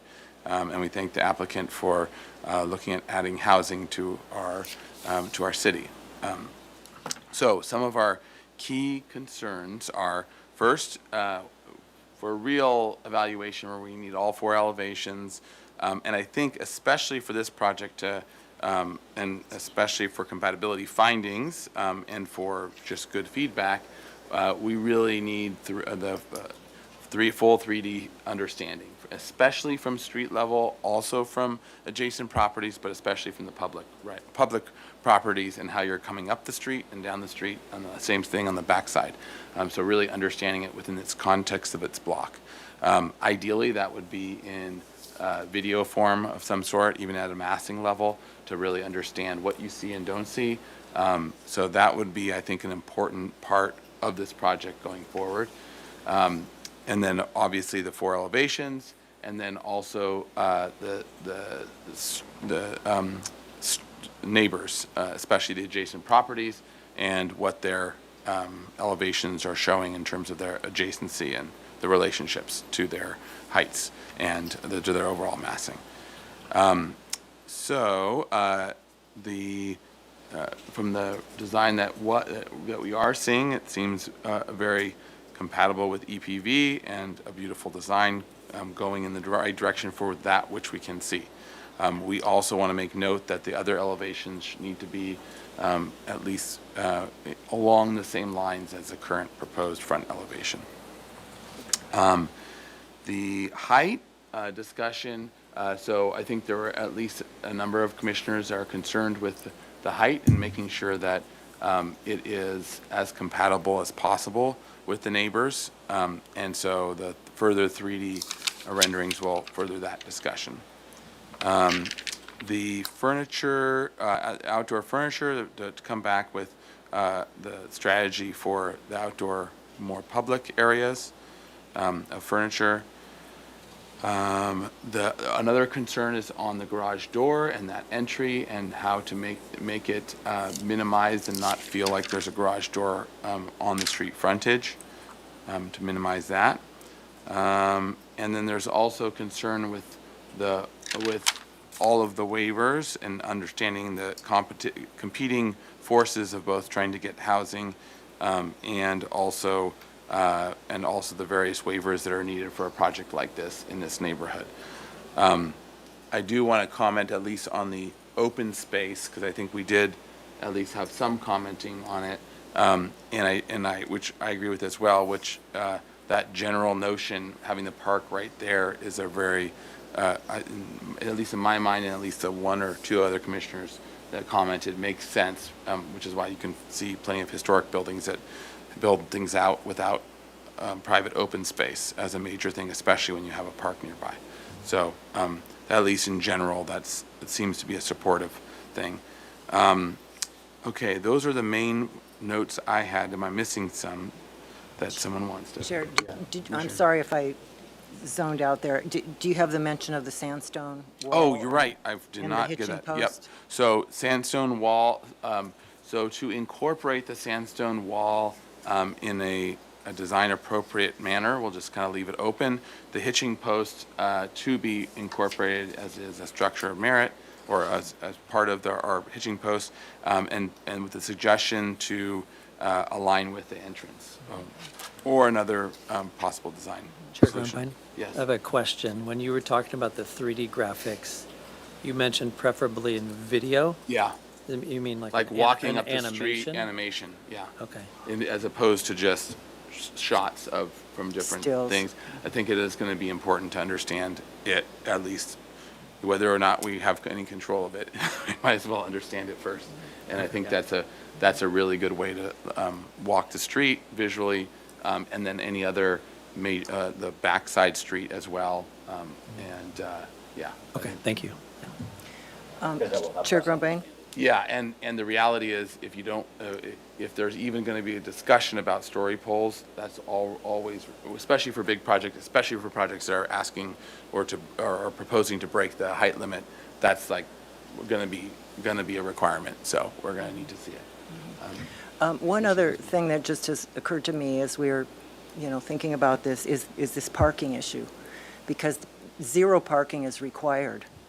And you're providing parking, which requires a podium, which is taking the building up. So I don't know if that's something to look at. I mean, obviously, there's, the closest parking garage, how would that be dealt with, et cetera. But, by providing all this parking, it is causing the building to go up higher. So I thought maybe, I just, came into my head that maybe that's something that should be studied, since it is not required. Mm-hmm.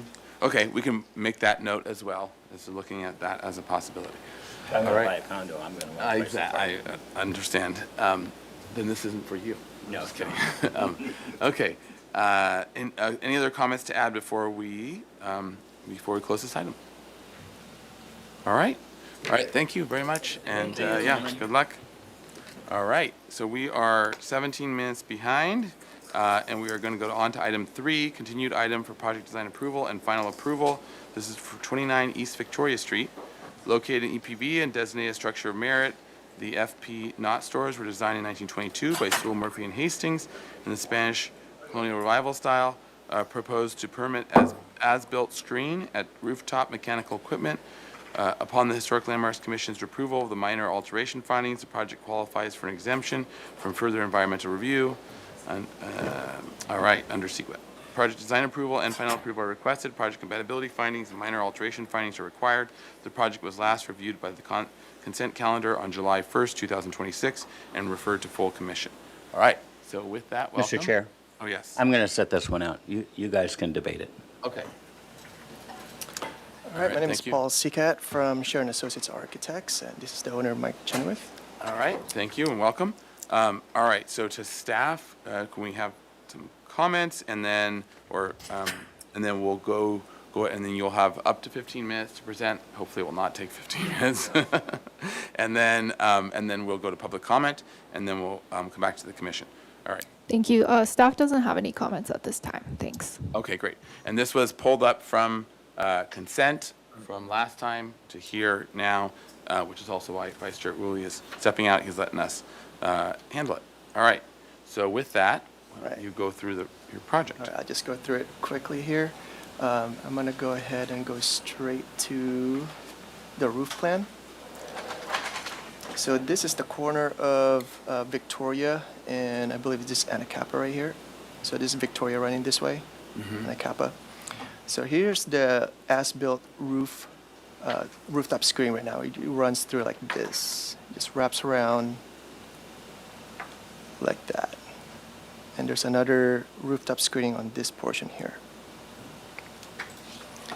I'll show you the elevation quick. So this is what the existing was permitted back in 2019 or 2018. They had individual screenings at that time. And we're proposing to screen the whole thing as one big screen right here. And this one as well. So again, you're viewing it from Victoria Street here, this elevation. I did a couple sightline study from Anacapa Street. So if this was Victoria Street right here, from the sidewalk, you would see the screen. The screen right now is grade right here on this side. So this is what you would see. And on this side, this is Anacapa. From sidewalk, you would view this screening on this side right here. So this is the screening. See if I can zoom in here and you just get like a...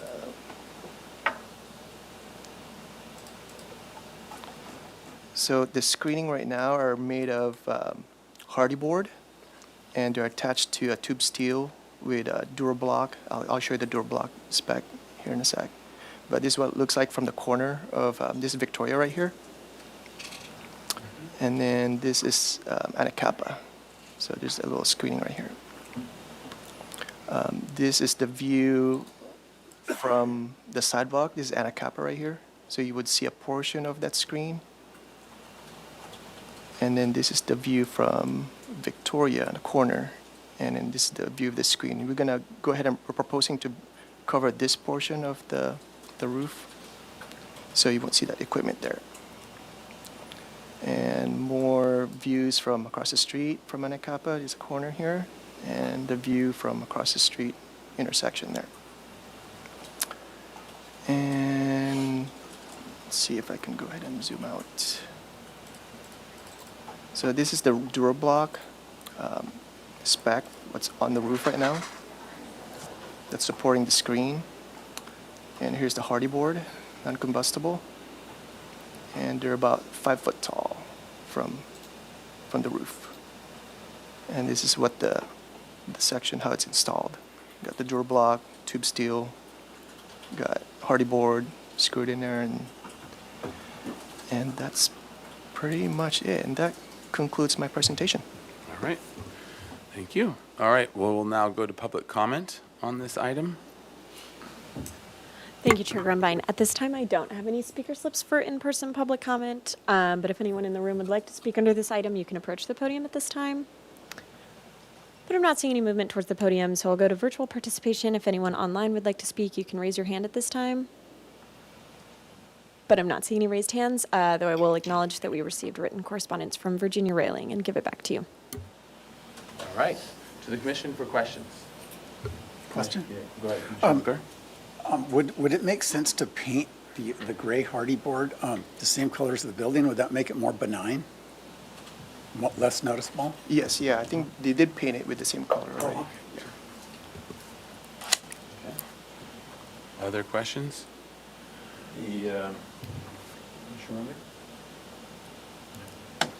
Yes. So you don't, in looking at your roof plan, you don't have the screening installed on the... On this side right here.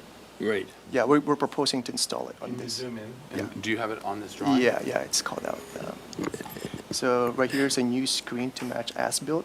We're going to propose it all the way through here to screen it. So you won't see that equipment from the street. So what you see right there, I'm not That's gonna, I'm right. not gonna see. You're not going to see that. Yeah, we're going to add the screen on that side. So the hardy board is your finished product. You're not plastering it, you're not putting a cap on it, you're not. Yeah, we're trying to get it approved as built. It is hardy board right now, so yes, It's painted. it's painted, yeah. And then, as you can see in the photos, if I go back to the photos, it looks like.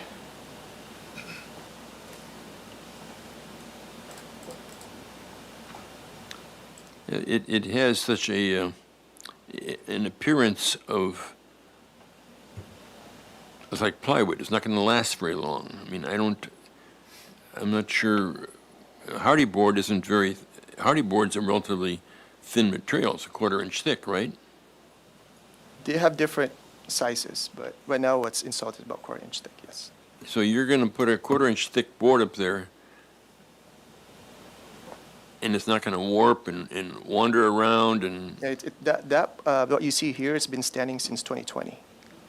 So it's been there for at least 5 years now, 6 years. And I paint building actually all the time. So if I see some deterioration, I'll paint it. I mean, I've gotten rid of all the knob and tube. I put in a new sewer line to the street. I put a new roof on. That's why we had to rip it off and put it back. I mean, I really take care of this building. I won't let it get to that point. When I was by there today, you can see a metal tube framework, and the board is kind of hanging down from that in one area. It's Well, not- we're gonna put, that's where we're gonna place that, right? Yeah, Like, yeah, we're going to on that. propose to add Because more. that's new ductwork for the restaurant that went in. And that's why I was doing, actually, that's why I'm doing this, so I can get permission And to actually, that do it goes to the all. other question I had. So in the original approved plan, it was screening each one of the units, and then this one is sort of a continuous for two. Yeah. What was the reasoning behind that? So it doesn't look like a castle, Yeah. because it looks like a castle. That's exactly what I thought. Don't want that look. I just want it to go away and hide it as simply and as light as possible, because I don't, you don't want to put a lot of weight up there either. I mean, there's a couple of things at play, so. Okay. So you're not involved in the corner portion of the building? Existing screen to be removed. And then Oh. we're replacing it with these. On the far right side there, that's the corner, right? So you're taking that screen down? You already have. Yeah, yeah. Oh, it's as built. And Yeah. and so. So we're it's the gonna- proposed is actually what, So well, the proposed except for the backside is what is actually. Okay, so the bottom elevation then is, What's there? but you still have that equipment on, This right here? yeah, Yes, yeah, that's there. that's not screened. Yeah, so my reasoning for that is you cannot view it from the street. That's the other end, isn't it? Yeah. I think From that's the other end. No, this is the restaurant right there, and that's the equipment up there on the roof, and it's, I mean, you can see it, so right? this one right here is viewed from across the street.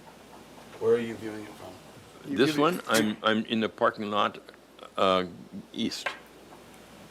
More farther back, so Oh, the, gotcha. yeah. So you're- Yeah, I'm Yeah. walking down Maybe I by, paint the equipment Huh? the same color. I'm just trying to hide it. well, we It'll want be to. more present. hidden too. Yeah, right. So it'd be more present if you put this big But that- wall up Okay, right all right, at well, the parapet. let's, It's uh, like Well, too we won't- much. We're not going to get into conversation. Okay, I'm just one person okay. on the board. Yeah. But I see, I let you talk. All right. So Can, on to Commissioner Ensberg, and I do yeah, I want to just, move this this. is 2 seconds, really. Just to be clear, you have already removed what was there before, and you have put these new ones up, and those are the pictures that we're seeing. And so you want to have approval for those as built, and you are, so we see them now in the pictures that you showed, and then you're extending on the west side. That's right. Because there isn't anything there yet, but you're going to match what you have put there, and you're just going to extend that over, and that is what you're proposing, and it all matches the color of the existing building, correct? Is that correct? Okay, thank you. All right, any other questions? All right, let's have a quick discussion and decision on what we're going to do. All right, who wants to go first? Commissioner Ansberg, go for it. I think it's good. I support it. All right. Commissioner Jordan? I support it. Okay. Commissioner Rivera? One thing that nobody's really talked about is the two-story project that they're building across the street That's from right. Victoria. They have balconies looking down on the building. Yeah. And so I'm very grateful that there's been, attention for making this a very beautiful and keeping it a very beautiful building, which it is. But I would like to see some kind of attempt in making these screens look a little bit more like part of the architecture. Maybe you're just using a few little corner scale or whatever that is, dark line on cost or top, and making possibly even a little taller, a little bit of a texture. But because like you said, they will be visible from other areas, from maybe not visible up the street currently, on travel towards the east side of Victoria, looking back at Cadario. Those are my own comments. Okay, so along those lines, it is not just typical, but I think part of our design guidelines that equipment screening is really from the street and not from, even though we do talk about it sometimes, and it is, in general, we only give direction from major public views and from the street as part of that. So I think it might be along the lines of the further back street discussion that there might be a reason to give more to it. But I just want to make sure that in terms of our comments, and we might suggest things like, it'd be nice if you painted it so that the people looking at it from above don't have as much, or things like that. That might be recommendations that we could do. But also, I do think we need to stay within sort of our design guidelines about screening equipment, and the number one thing is from the street or from the public right of way. Yeah, no problem. Okay, so if you have comments on that too. So, okay, so I think the question is what to do. Commissioner Lenbeck, do you have any comments? I'm gonna float. You're gonna what? Float. You're gonna float? I'm gonna float along. Okay, all right. Well, you can vote too. Vote and float. All right. Okay, so this is here for project design approval and final approval. We have the drawings in front of us. They're proposing the as-built plus the additional piece to match the as-built, and then and we can add the verbiage if we want that's more than this. For example, painting the equipment that you can actually see from further back, that you can see the top of. In my opinion, I think that's a good move in terms of what you can see from the public right away further back, even though it's from way far back. I think it still makes sense. But whatever anyone wants to try to make a motion for. So, I will make a motion, Chair. okay, Commissioner Ansberg. I would move to approve the project as presented with the addition of painting out the equipment that's on the east side to make it go away. Okay. Second. All right, we got a motion and a second under discussion. Any more discussion? And pardon my interruption, we do need to make project compatibility findings and minor alteration findings. All right. So you want me to Go for it, go yeah. through that? Okay. The design is consistent with the design guidelines applicable to the location of the project within the city, yes. It's compatible with the architectural character of the city. Pardon and my the interruption. neighborhood, Oh, sorry. given- Through the chair, Commissioner Oh, Ansberg, if you sorry. could speak into the mic, we're not Oh. capturing the motion. Oh, I'm trying to read and do it the same. Apologize, yeah. Okay, do I need to do that first part again? I'm happy to do it. I think we're okay. I think, Okay, so number 2 is, for what this is, it is compatible with the architectural character and neighborhood, given the nature of it as equipment on the roof, and that the appropriate size, mass, bulk, height, and scale is appropriate. For sensitivity to adjacent landmarks and historic resources, which it is. It is a landmark, isn't it? Historic Structure of yeah. merit, okay, not a landmark, okay. but it is appropriate, and the public views of the ocean and mountains are not affected, and open space and landscaping does not apply. And the exterior alterations are being made primarily for and will substantially advance restoration of the historic resource to its original appearance. Yes, and the alterations are consistent with the Secretary of Interior standards. Yes. All right. And the seconder? Groovy. All right. All right, we have a motion and a second under discussion. Any further discussion? All right, roll call vote, please. Thank you. I'll begin with Commissioner McClure, Yes. Commissioner Butler, Yes. Commissioner Dorden, Yes. Commissioner Rivera, Yes. Commissioner Ensberg, Yes. Commissioner Lenvik, Yes. and Chair Grumbine. Aye. Motion passes. Thank you. Thank you, Chair. All right. And Chair Grumbine, if we can read the appeal Oh, period yes. into the record. And this decision can be appealed to City Council within 10 days. Thank you. Okay, thanks. All right, we're a little closer to on track. We are 5 minutes behind on item number 4, 33 East Cannon Perdido Street.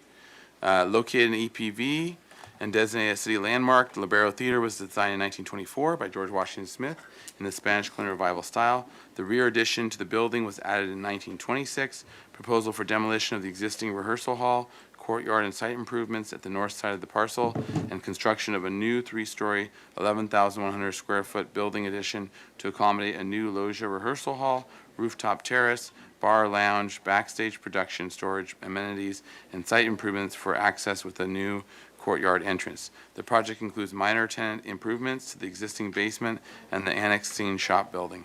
The project was designated a community benefit project by City Council on June 17, 2025, and requires Planning Commission approval of a development plan for the new non-residential floor area.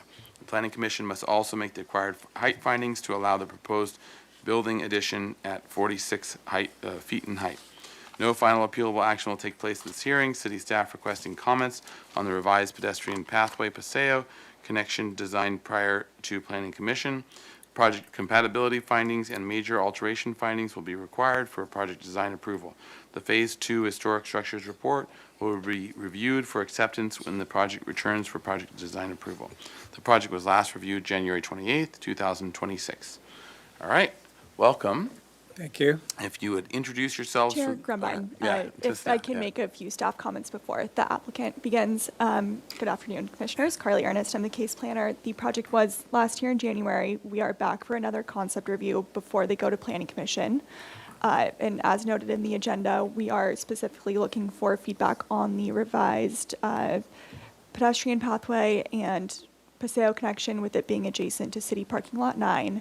And there were some changes to the design as a result of our application completeness review process and comments from some of the land development team regarding safe pedestrian circulation and emergency access. And I do have building and safety as well as fire department here today to answer specific questions about that, because we understand the importance of our paseos and especially to HLCs. So they're here to answer any of those questions, and I'll let the applicant go over the specific changes. So thank you. Thank you. All right, well, welcome. Yeah, so what we will go over the minutes from last time, and then you can take us through.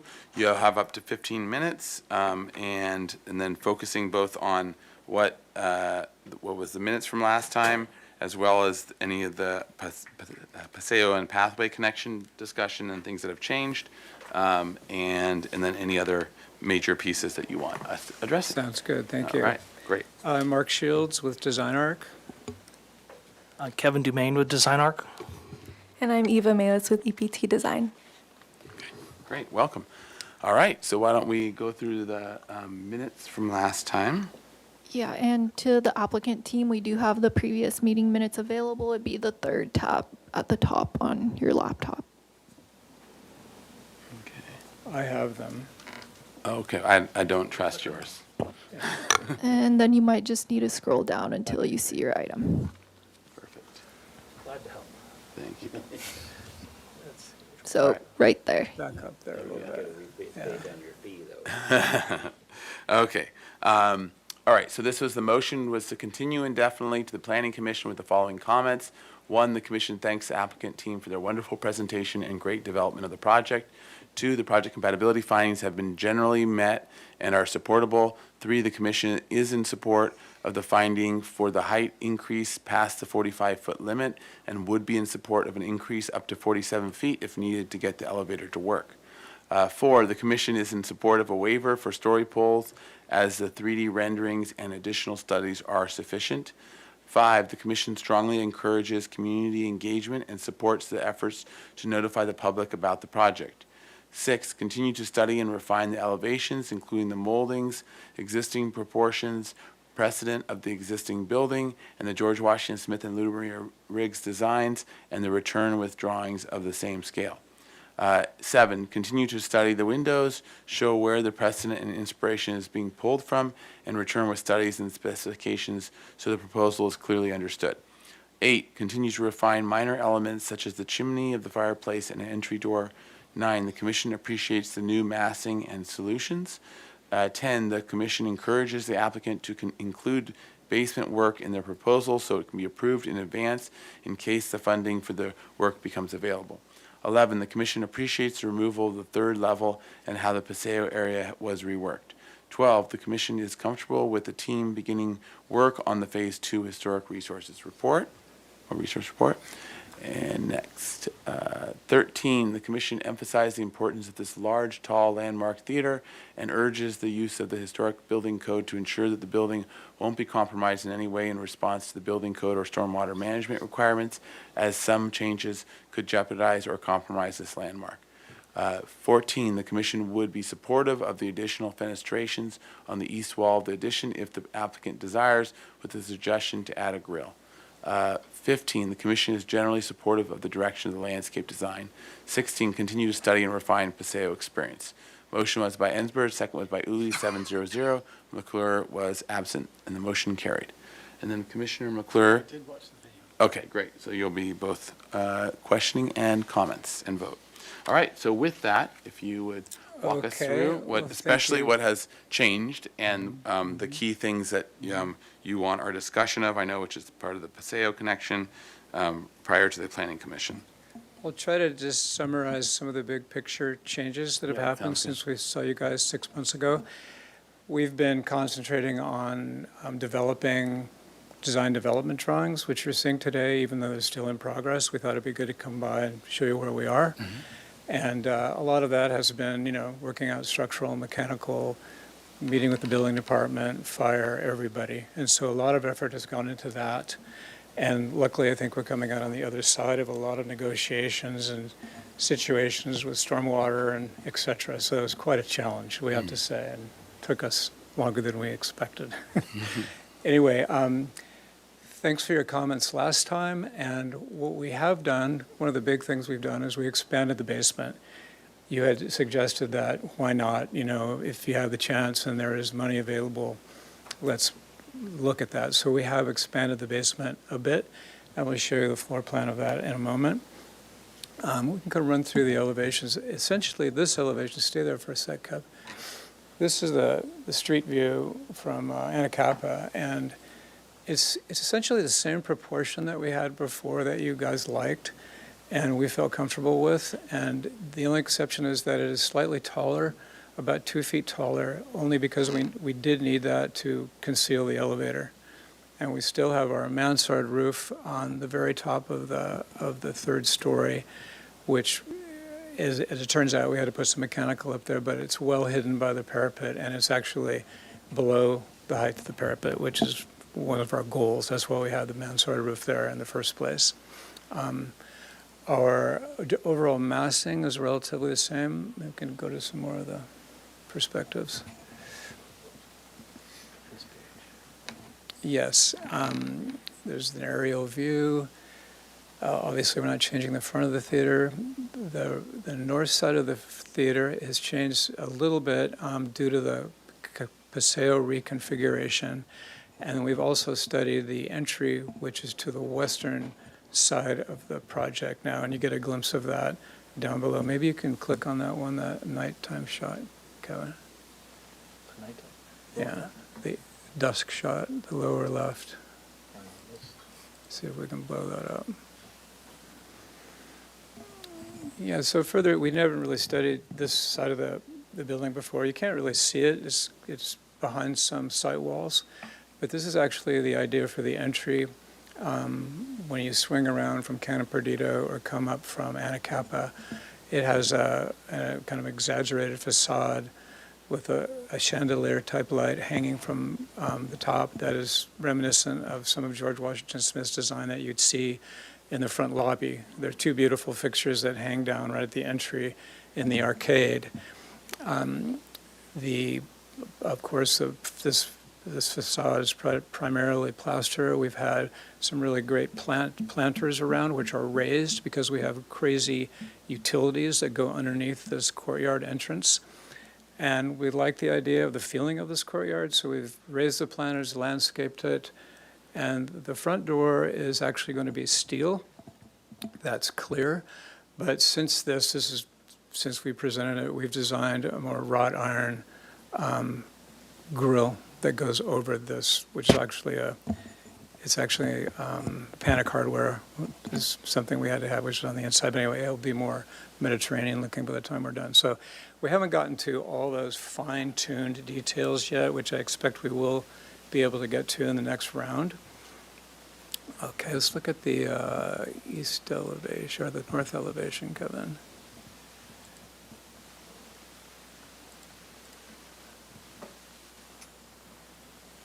Our north elevation has changed a little bit. We had, to the right here, we had a couple more masses that kind of peeled down to the scene shop, which was on the right, and go the far right. That's the existing scene shop. Due to some of the reconfiguration we had to do relative to the Paseo and for fire as well, and also the building department, we had to reconfigure some of the exiting. So this drawing shows you a new site wall that's proposed along the property line that has the bougainvillea on it and 3 planters, which we hope can be citrus trees. The window proportions are relative to where we were before. We haven't done a specific study yet, which I plan to do in the working more of the detailed section.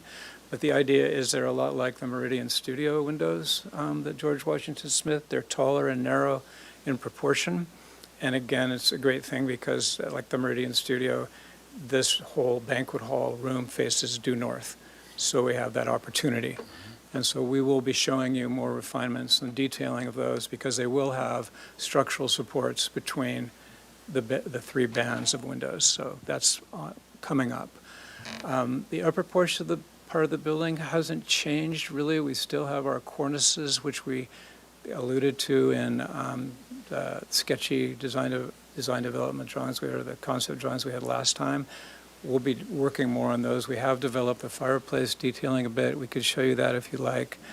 But I think the most important change is this northern elevation. And we should go to the plan for a second and show you why that changed. And we can dive into that, which is, I think, the most important part of this meeting.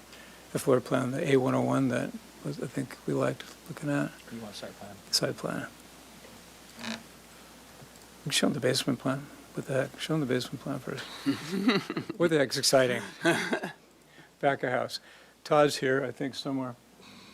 Always in charge of the Libero and always expanding back of house requirements. And so we have the budget for it now. And the fundraising has been going really well. So that's, and people are very excited about the project. And we're obviously proud to be working on it, giving it our best shot. Anyway, we were able to expand the basement. Some of the things that were interesting about that is that the elevator was too close to the footings.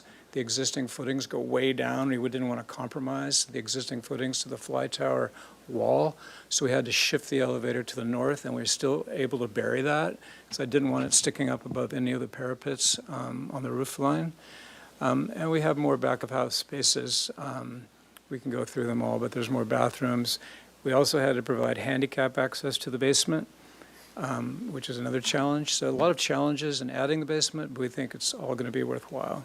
Go to the second floor for a sec. Just give you a quick run through here. First floor? It's first floor. First floor is more back of house.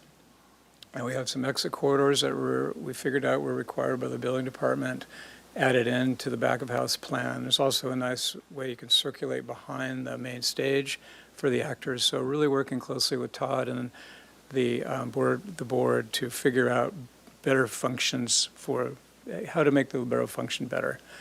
Again, lots of room back there for storage and a couple offices as well on the eastern side. Okay, next level. The second level is still the banquet hall, which has a bar to the north, a grand stairway that descends to the lobby, and then another exit stair which comes from the roof. So we have 3 exit stairs, and that was complicated as well with the building department. Finally figured that out. And then it's a beautiful banquet hall, nice and big with the northerly windows. Let's go up one more level.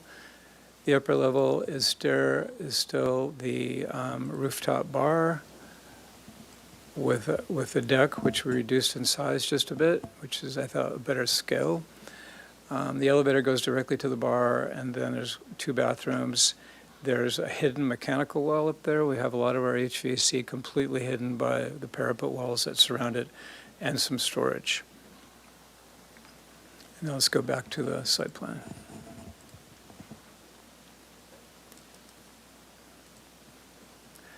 Okay, the biggest change here is that even though we all love the Paseo as we originally had shown it, and the Paseo would transfer from really in front of US Bank behind the kiosk across the entry to parking lot number 9. There's 2 lanes there, and then descend into now what was a trash area, but we fixed that, to these 2 courtyards.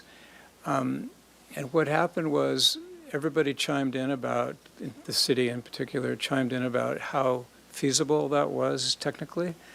And I'm going to let Kevin give you the synopsis of why and where. And I can talk about the design change once Kevin gives you the background of the technical issues we ran into. Okay, let's back up just a little bit. So previously, the idea was that, the access and egress was going to be through the Paseo. Well, we're able to provide egress and make some accessibility improvements, some minor work to the ramp, but this isn't valid for our means of egress. Once we go to like a 3-story building here, the stairways become, quote, exit components, so they're a higher rating, and they have to discharge into an extra discharge, and which we use an exit court. And unfortunately, the Paseo here actually goes right down, the property line's right in the center of it. And so in order for that to be an exit court, we would have to either have the Paseo 10 feet off the property line or put a 10-foot wall on the property line, neither of which is a viable option for that historic Paseo. So it left us with the need to get our second means of egress out to the public way by wrapping around the building. So that, after a lot of back and forth, a lot of, going back to the building department and pleading our case, we've, finally kind of came to terms to this and evolved the design. And the result is that, we're going to extend and enhance the current Paseo all the way back into this area. Currently it gets to about here, and then it just sort of peters out as some brick out into the parking lot. So it's going to be a more enhanced experience. We have the courtyard site walls as part of it, and bring you all the way to the entrance. But then becomes a code-defined, exit court, and so it'll meet those requirements as well. And, working with staff, the transportation and parking department, they did not want to have the path, across the lanes of traffic here. So, we understood that. And also for us, in order for this to be an exit court, we needed this wall to be 10 feet tall. So above our walking surface, it's 10 feet. And we can't have any unprotected openings in it either. So that's kind of led to the sort of the foundation of the design, and then Mark has really kind of manipulated it to make it more interesting here with the jogs and the buttresses and some other features. And then we were also proposing is that, during the day, the Paseo would be, there's a couple of gates, but they would be open during the day so the public can flow through it. But at night, it starts to become an attractive nuisance. So it's possible to close the gates and secure that area. And that's, really the fundamentals of how we got to what we have here. Mm-hmm. Mm-hmm. Thanks, Kevin. And I wanted just to elaborate on the Paseo itself, that we've kind of worked hard to make interesting. But as Kevin was saying, the 10-foot site wall is actually more like 8 feet on the northern side because we have the grade drops. And so we have a path from Anacapa Street that leads you to this paseo. You can see it down the lower right-hand corner there that EPT is working on, and Ava can elaborate on that in a moment.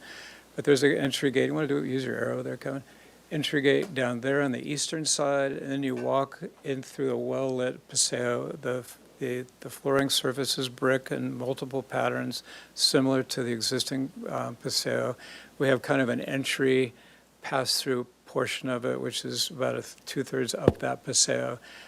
Then we pulled the building back where you see the landscape planter there, about 4 feet to open up the paseo some more. So, and then it gradually descends because there is a slight slope across this whole area to the main entry courtyard, which has this clipped corner, which is the scene shop, the existing scene shop, which we're really not developing. We had that plan originally that we were going to put offices there and whatnot, and it turns out that we really couldn't do that.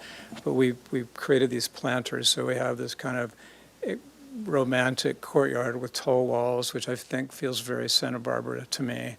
And there's 2 courtyards, actually. So we like making the entry feel interesting and private. So to the north of the front door, you might point out the front door, which we looked at earlier, is the existing transformer, which we can't move.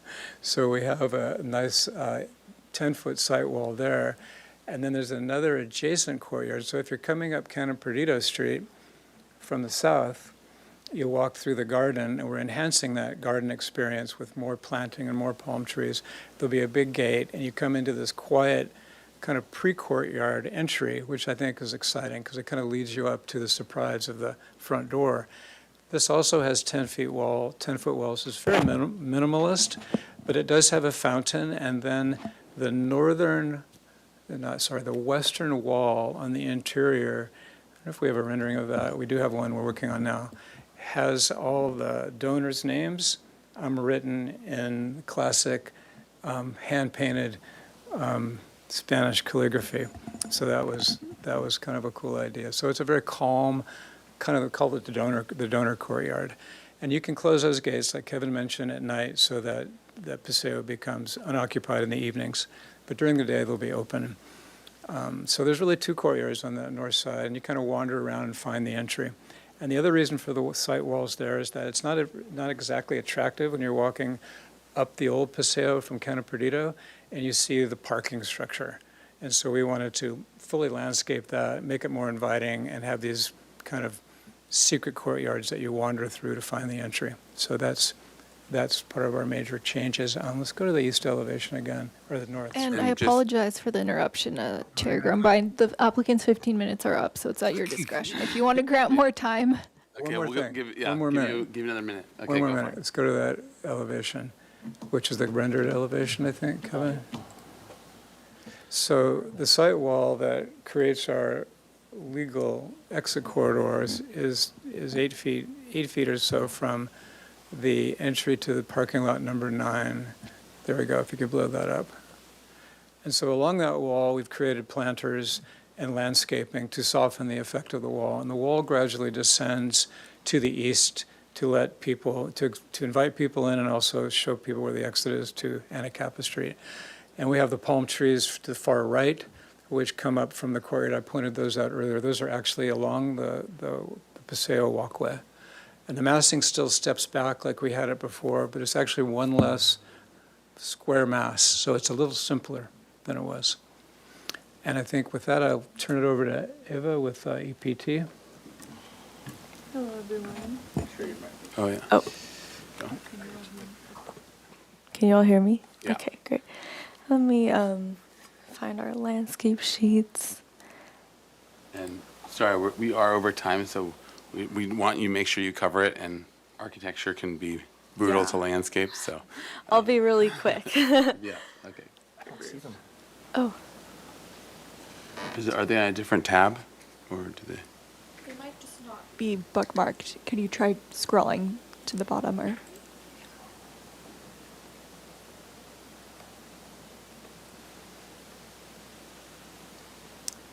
Looks like it. Yeah, great. If you could, yeah, perfect. If you can go this page right here, we'll stay here for a sec. This is our tree disposition plan. Just want to make it clear that all the existing olive trees are to remain and be protected. We are removing 5 non-native trees that you can see in the northeast corner in order to make room for the new improvements that Mark discussed. You can scroll down. You can scroll down to our planting plan since you guys covered the site plan already. It's L301, down a little further. Next sheet, yeah. So our planting design, we're drawing from the existing Mediterranean plant palette comprised of historical olives attributed to Lockwood DeForest. We have a variety of palms and some modern additions of water-wise shrubs and ground covers. We have accents of agaves, birds of paradise, and cycads as well to add a layer of interest along the paseos and courtyards. We are adding some additional new olive trees along Anacapa, and we're going to be continuing the existing shrubs and ground covers that are there, mainly Cotoneaster and Indian hawthorn. And then when you get to that northeast corner entry, we're having more layered accent succulents and waterwise planting to kind of create a moment of arrival. And then along the north edge, as mentioned, we're proposing these citrus trees to provide this visual buffer to the neighboring parking garage, and also a sense of canopy along the new wall.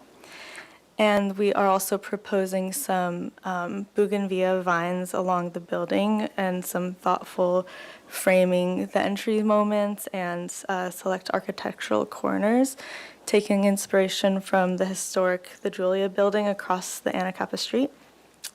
And then the western paseo we're planting with ornamental grasses, birds of paradise, and layered palms to just match the existing planting to remain.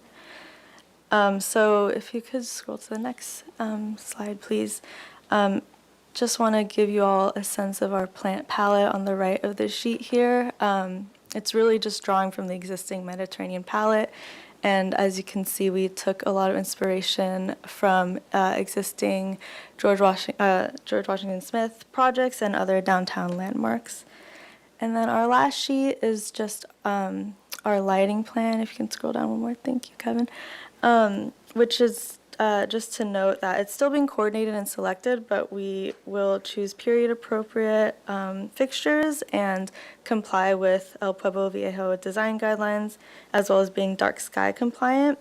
And the overall lighting and design is intended to be minimal, with just a focus of providing a safe path of egress for visitors. That's it for landscape. All right. Okay, so if that completes your presentation, we'll now go to public comment. Thank you, Chair Grumbine. At this time, I don't have any speaker slips for in-person public comment, but if anyone in the room would like to speak under this item, you can approach the podium at this time.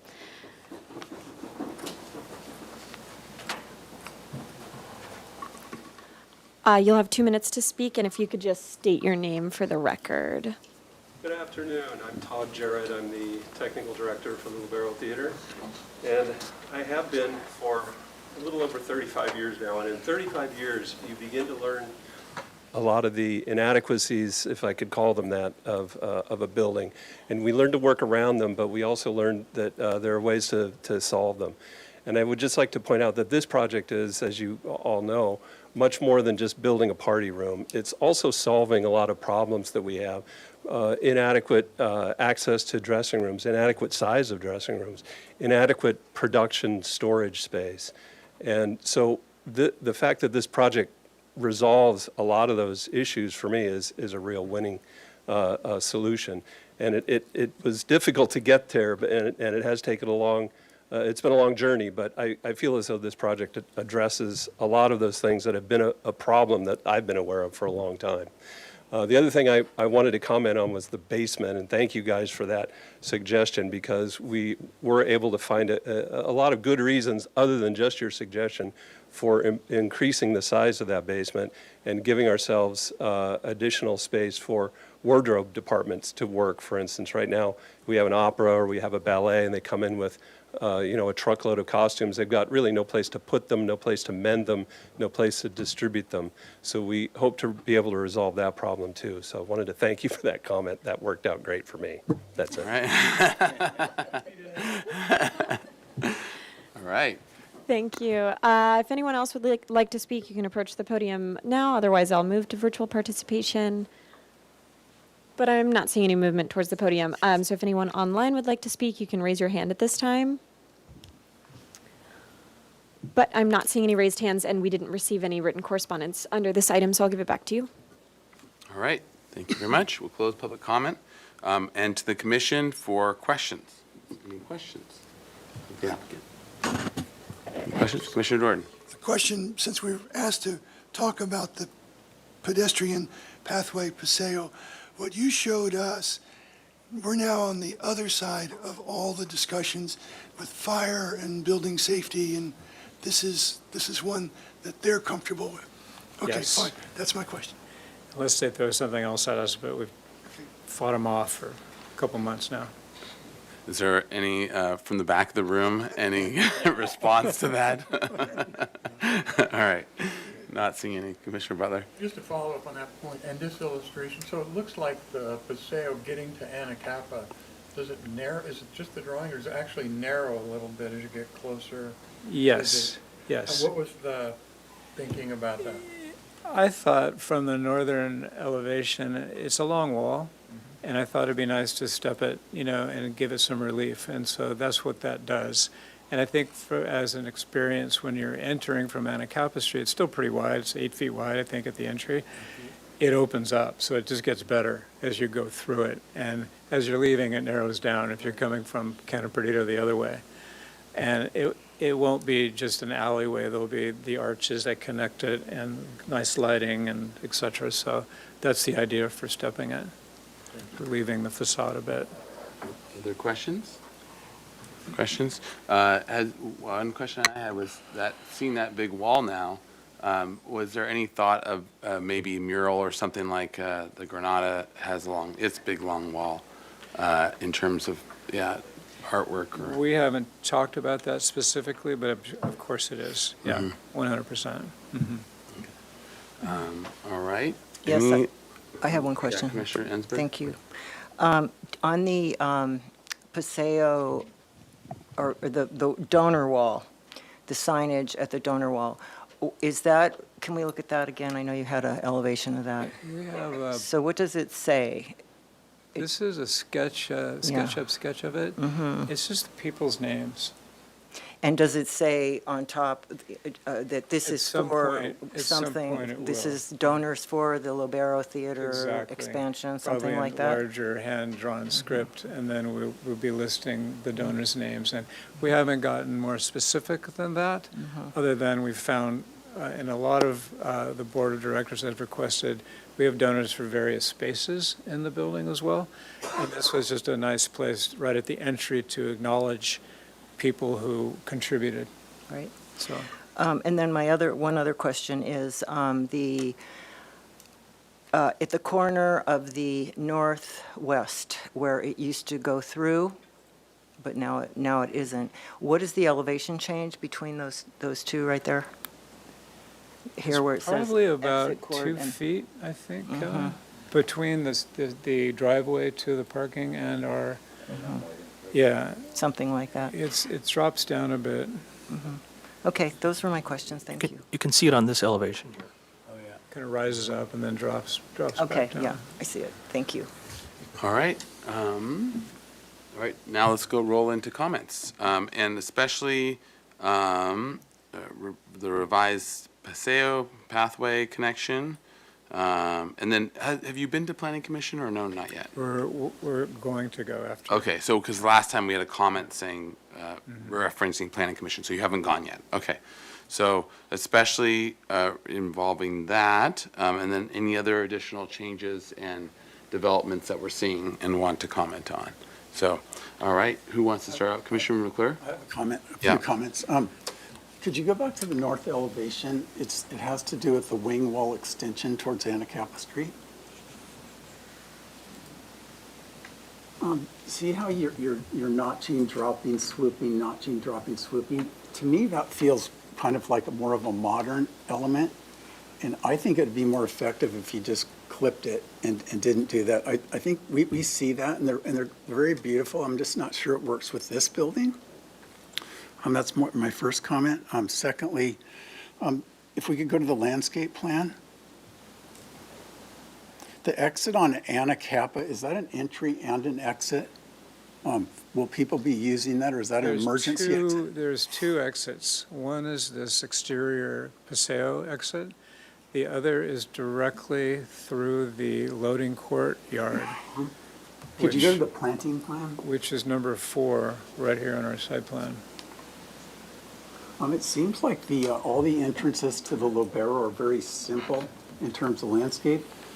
And on the Anacapa Street exit, it seems much more ornamental than we see in other areas of the property.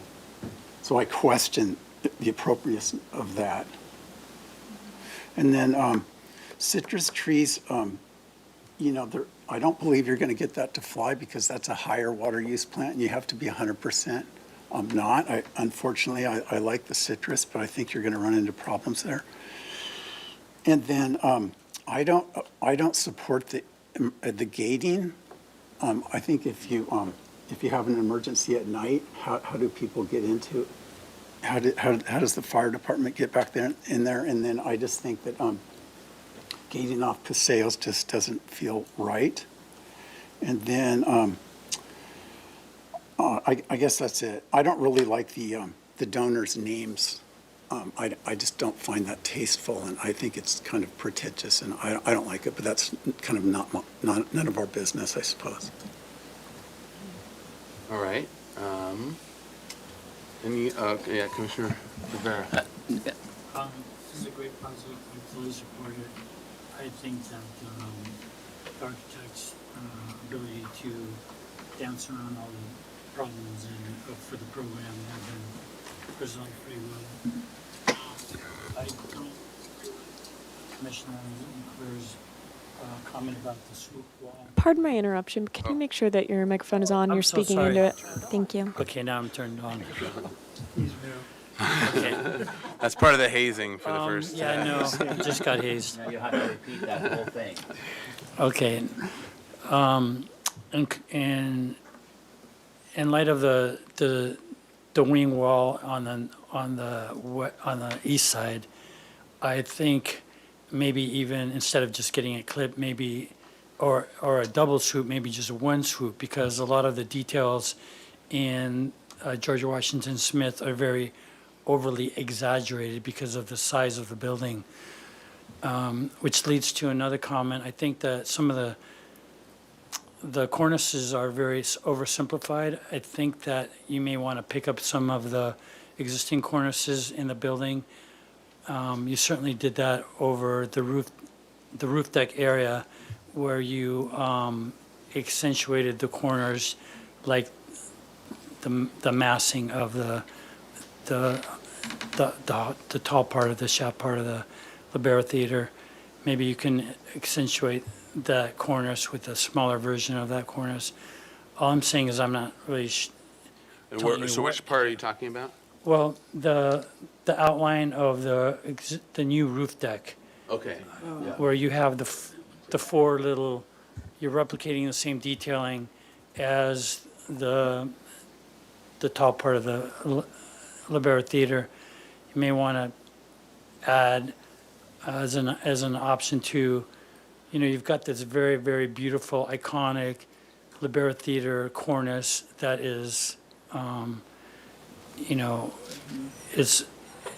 I'd like to see some of those cornices that are very beautiful repeated along the new part of the building, so it looks like it was all part of the existing structure instead of, an addition. But I totally support this project. I think it's very beautiful.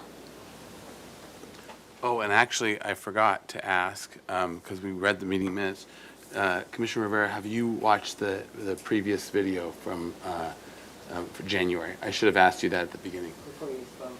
I didn't know there was a video. Okay, so just so you know, our rules, and sorry, that's my fault for not catching it, because I asked Commissioner McClure, because it was noted that he was absent.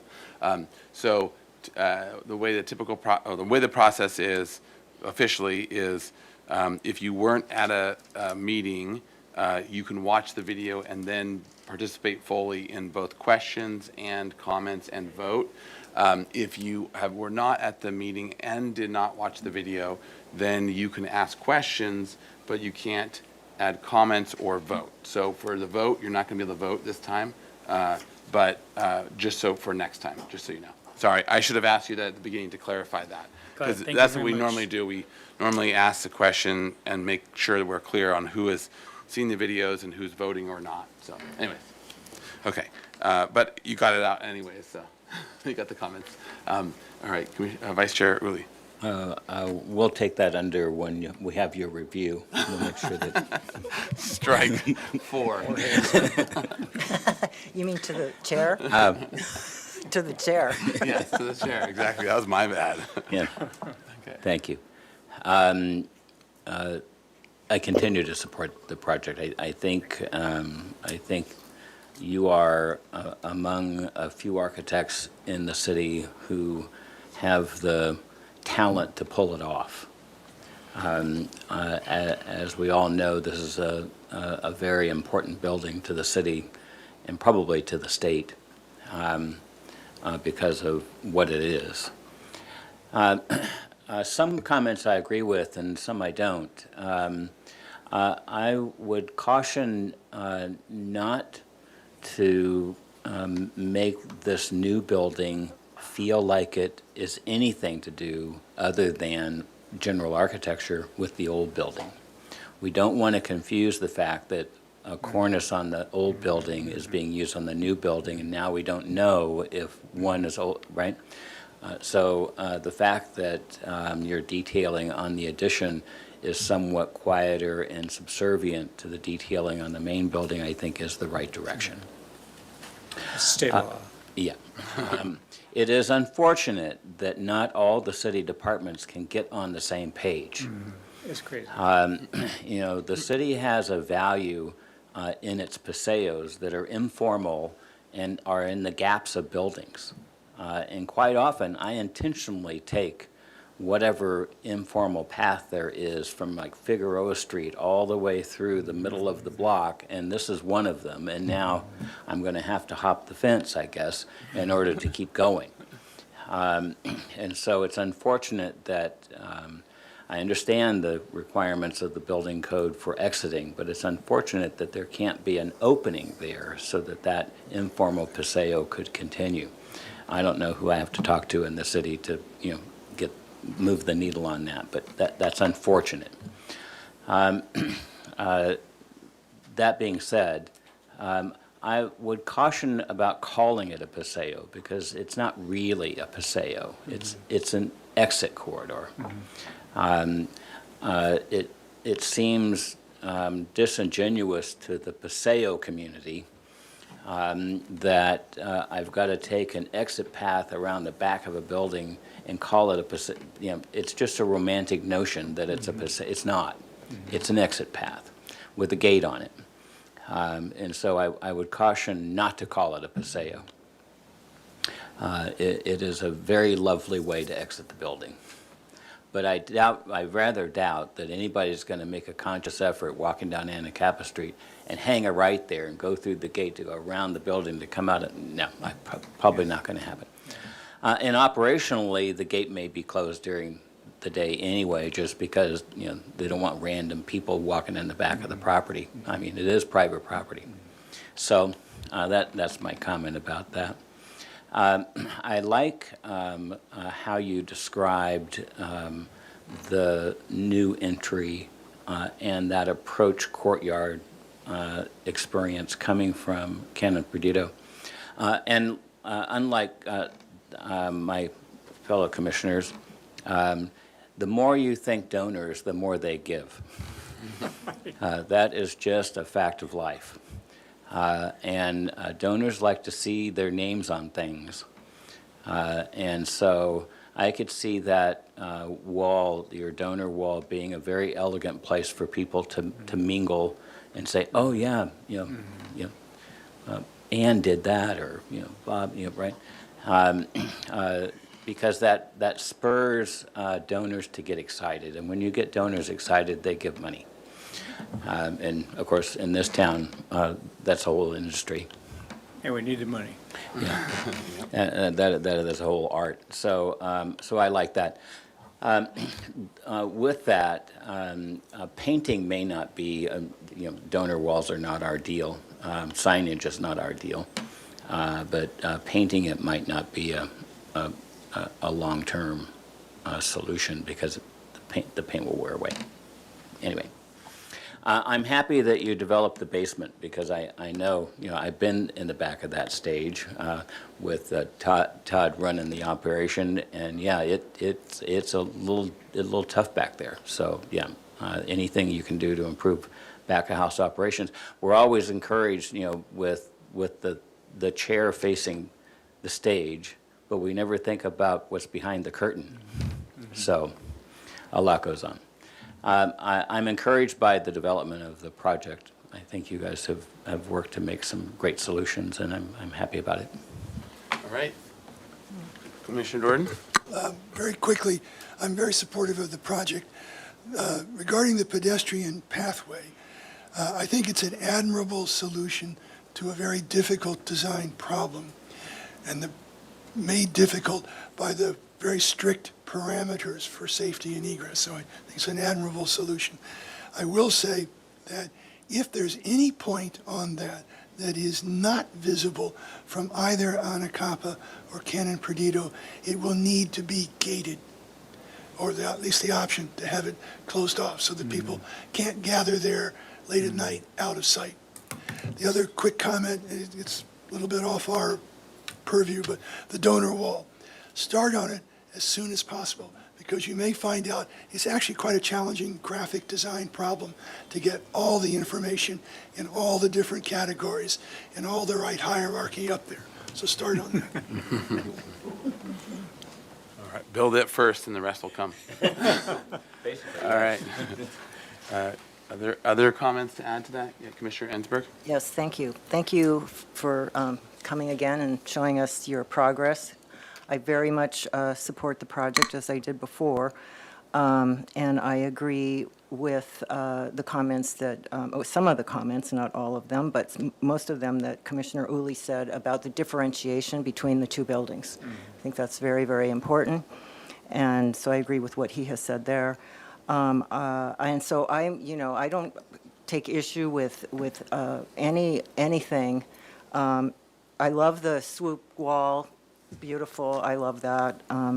That's just my finding of that. I think that's very appropriate, and I like it very much. And the one issue I have is with this paseo. And I will say, as a person walking downtown at night, before the paseo, you could see from one to the other end, and you could see all the way through. You can see to Canon Perdido. And you can see all the way through, and you can see the end. The other way, you could also see through to the end, so you would know if there was somebody in there generally. Right now, it's almost like a dead-end corridor to me. It feels uncomfortable, and I don't think that a solution is to put a gate and just prohibit people from being in there. I would suggest that if that could be, keeping everything the way you have it, but putting that opening back with a stair going out. It wouldn't be handicap accessible there, but it would continue that, enable that, to be able to flow through there. And also in anticipation for the development of our town, which hopefully someday that parking lot will be done in a slightly different way that will be more attractive, and there actually would be a way to connect through over to next to the bank where there's a really pretty paseo right now. So I would want to try to preserve that, and that might actually help you in terms of your, if there was some emergency getting out, now you have 3 points of flow out of there as opposed to just 2 down this long thing. So I'm troubled with that, and I just sort of, it feels like the entire area has just kind of been taken over, you know, with the wall, which I think is beautifully designed. I don't question that. I think the donor wall is excellent.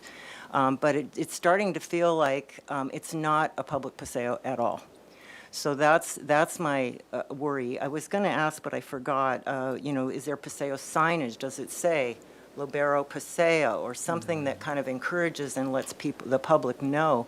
Because, I mean, that's just one of my most favorite paseos. You know, I've always loved that one, and it's one that's just so romantic, you know, unlike some of the straight shot ones, others that we have. So and the gates, you know, I get it, but, you know, it's of concern. So just making it, you know, trying to find that balance of keeping it as a public way. And maybe it's just putting that one opening back, and it kind of helps everything, possibly. So, but other than that, great job. You know, everything is, the basement, the planning, all of that is perfect. All right, and just to make sure Thank we're you. moving along here. Yep, Commissioner Lenvik, do you have anything to add? Okay. Okay, well, I'll try. Chair Grubine, sorry to interrupt there. So as Commissioner Ensberg discussed, and I don't know if any other commissioners feel the same way, but if there is an alternative to the wall that you would like to discuss, I would welcome a discussion with downtown parking, because there is a potential solution for an opening should there be upgrades to that parking lot in the future, but it would require some other improvements that we had discussed with downtown parking. So if that is something, I'm not sure if just one commissioner feels that way or if the rest are fine with the wall, but if that's something we want to discuss, I'd welcome potentially downtown parking to talk about that option.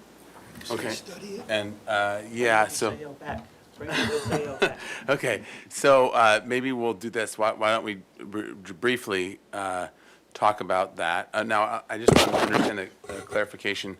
So the wall is for it's all of its purposes? Or is it, yeah? It makes it a legal exit for fire. Okay, With so. all the analysis and speaking to the fire department about this extensively.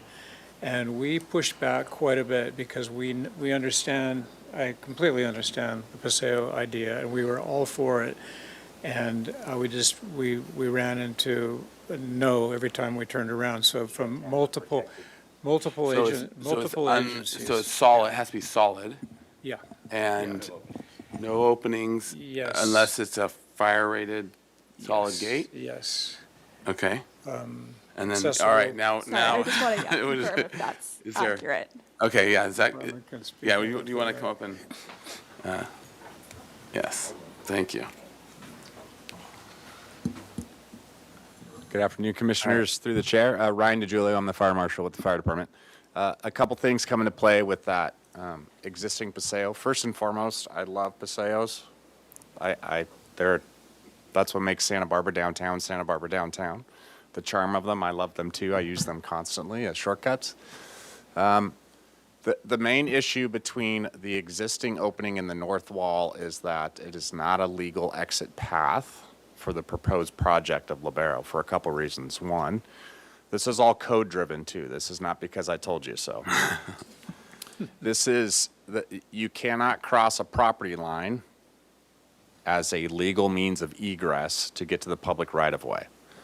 That's the first issue. The second issue is what's existing now actually would have back of house and particularly even front of house occupants of the Libero Theater exiting into 2 lanes of a parking structure with vehicles coming in and out.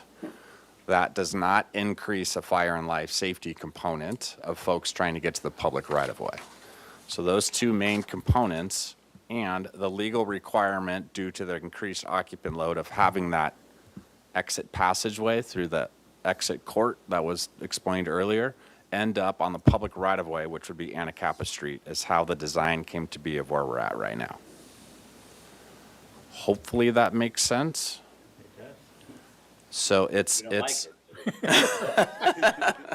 Okay. I Yeah, can't tell you if I like it or not. I can just tell you that's don't what the like it. code derives, and it's not just me, it's my partners in the building department as well. Yeah. We share both the same exiting requirements. So that's where we got to where we are now. If you want to have a discussion of what that might possibly entail in the future with downtown parking and a capital improvement project that who knows may or may not happen, I'm happy to pass that off to Sarah. Okay. Okay, great. So maybe that might come and be worth it. Well, let's just start with this. I think that was helpful. Let's just start with the basic question and just confirming what I think everyone would be. If all other things were being equal, would we want that connection through? And I think the obvious answer is yes. That actually makes it a real paseo, because we should be going in all of our paseos should be have at least 4 points, one on each side of the block to get through to, and this is obvious the way that you would do that. So that would be part of like the long-term goal of a paseo plan for Santa Barbara, which we don't have a single block that actually does that, for the record, but we almost made it on a couple blocks. Yes, go ahead. I'd like to point out that on page 1 of the Paseo document from the pedestrian master plan, it says that Paseos also offer walking opportunities separated from automobiles and other vehicle traffic. So what we're talking about is a very unique condition that somehow got into this document, as a historic Paseo, but it doesn't sort of meet this fundamental criteria of being separated from cars. Yeah, and that is the goal, and there's lots throughout the city that have prevented it from ever fully happening in even one block. So, and the closest thing to it, I think, is the what's it called, by the library and that sequence. Yeah, Laricata. It's the closest that we have to it. Okay, so I think is that correct, everyone? We would like to connect if It would be nice, but we can't. And we're suggesting, or I was suggesting, that they keep it the way it is. So they keep the exit the way they have it, but that piece is added. So there's 3 points out. Well, actually, there's 4. You just put the opening back. You but just put the opening back. The code won't allow you to do it, so this is why we are where we are. Okay, so, but for the moment, I just want to confirm that everyone is, if it was possible, we would want that to go through. Because I think part of the discussion is then going to be long-term, that might be possible, so long-term it might be able to be taken a consideration for. And Sarah, would you like to? And also, not only for the Paseo connection, but also for safety. Yeah. For safety, and I would argue that you see it, you get down to that corner and it's like, whoa. Yeah, but we don't care about safety. Well, Just kidding. All right, Sarah. Sure. So thank you, Chair Grambine and Commissioners. So as Mr. DiGiulio noted, that north exit goes directly into actually 4 lanes of vehicle traffic. For us, and I apologize if there's been some confusion, but we do not have any future capital plan that would remove traffic from that area. It's a very constrained site. I don't know that there would be any way to accommodate something that didn't put people directly into that traffic. So that's where it is right now. You can see this is not generally where we want people to be walking, just because of the high potential for collisions, especially with a couple of those exit lanes coming out almost blind into where the pedestrians would be walking. So, in the future, I think that maybe a better pathway out towards the sidewalk where you have better visibility and expectation of vehicles crossing would be more appropriate. But this isn't. I just want to be clear that we don't have any. Really anything in the pipeline that would alleviate this conflict sort of between vehicles and pedestrians that would happen here. Commissioner Gordon. My comment is, thank you for that, is that the existing parking garage is a major piece of urban infrastructure in this town. And we just heard there are no current long-range plans to see that go away. If that went away and removed the problem, that would be such a major change that it would ripple through all kinds of things. And obviously, the Lobero would then want to open that up. But where we are now, not just now, but for the foreseeable future, I don't see why we're even spending much more time talking about it. Okay. And a little further to that, I just want to clarify. So This is an old parking structure. If we're looking at, all of our infrastructure and what the expected useful life of it is, this is further towards the end than it is towards the beginning. We're having some studies done right now to figure out what that might look like. But, just to be clear, so yes, at some point in the future, there may be major changes to infrastructure, but right now we don't have any specific plans to do that, so. All right, so Chair- it sounds like an arch that is in the wall that you could just Kool-Aid man it afterwards. Well, I think what we could do, I mean, for now, and I'm all for paseos, and we've obviously punctured this whole, we've gone to no end to try to get it to happen, but with all the powers that be, it's just not in the cards at the moment. But I like Cass's suggestion, and perhaps we could put a header over that wall, and have it designated, so in the future, it'd be easy to kick it out, and if the city has the money, maybe there's a stop sign here, I don't know. I mean, that kind of has to happen. It's a big, obviously, it's 3 lanes of traffic, so you have to do something like a stop sign, but I think it would be smart and great for the city, the Santa Barbara as a whole, to have a future plan for it, and the best we could do would be to say, hey, we'll put a header in there, you could easily blow out that wall, something to that effect, like plan for the future, Yeah. because I think that could I happen. think we can incorporate that in pretty easily, but I do want to move this along because I we do- have a tight schedule. Please, if I may, just want 30 seconds more on this. I think it's extremely important, and I don't, when we did the 2020 charrette, the AIA did the charrette, my team had this block, and we studied that parking lot extensively. It has the other entrance over on the other side, it has this one over here. It is a parking lot entrance and exit. It is not a freeway. And yeah, there are 3 lanes that kind of go in there, and we called it the octopus, El Pulpo, because it had so many things coming out of it. But, so it can definitely be improved, and so hopefully it will be. So I think it's, you have to take that into consideration, that it is not a freeway. And just like the library, when you come out of the library and you go into the library across the lanes of traffic, we don't have, it's not, so I think that has to be considered. That's all. All right, Thank you. so I think I can capture that as a note, and then I want to try to summarize and move this along. So I'll do a summary here. This is no final appealable, so it's just comments, especially to Planning Commission and the project in general, and then Planning Commission. And then we'll see if we can get anything else added or subtracted, and then we'll get a vote, or get a motion. Okay, so first we want to thank the applicant for bringing this wonderful project to us again. It looks like it is developing very well and is very supportable.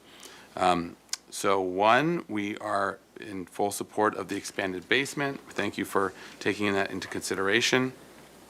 I didn't hear any problem with the new height from the renderings or anything else, but so I'm guessing, okay, so the new height as proposed is acceptable and supportable, and is understandable for the explained reasons. Let's see.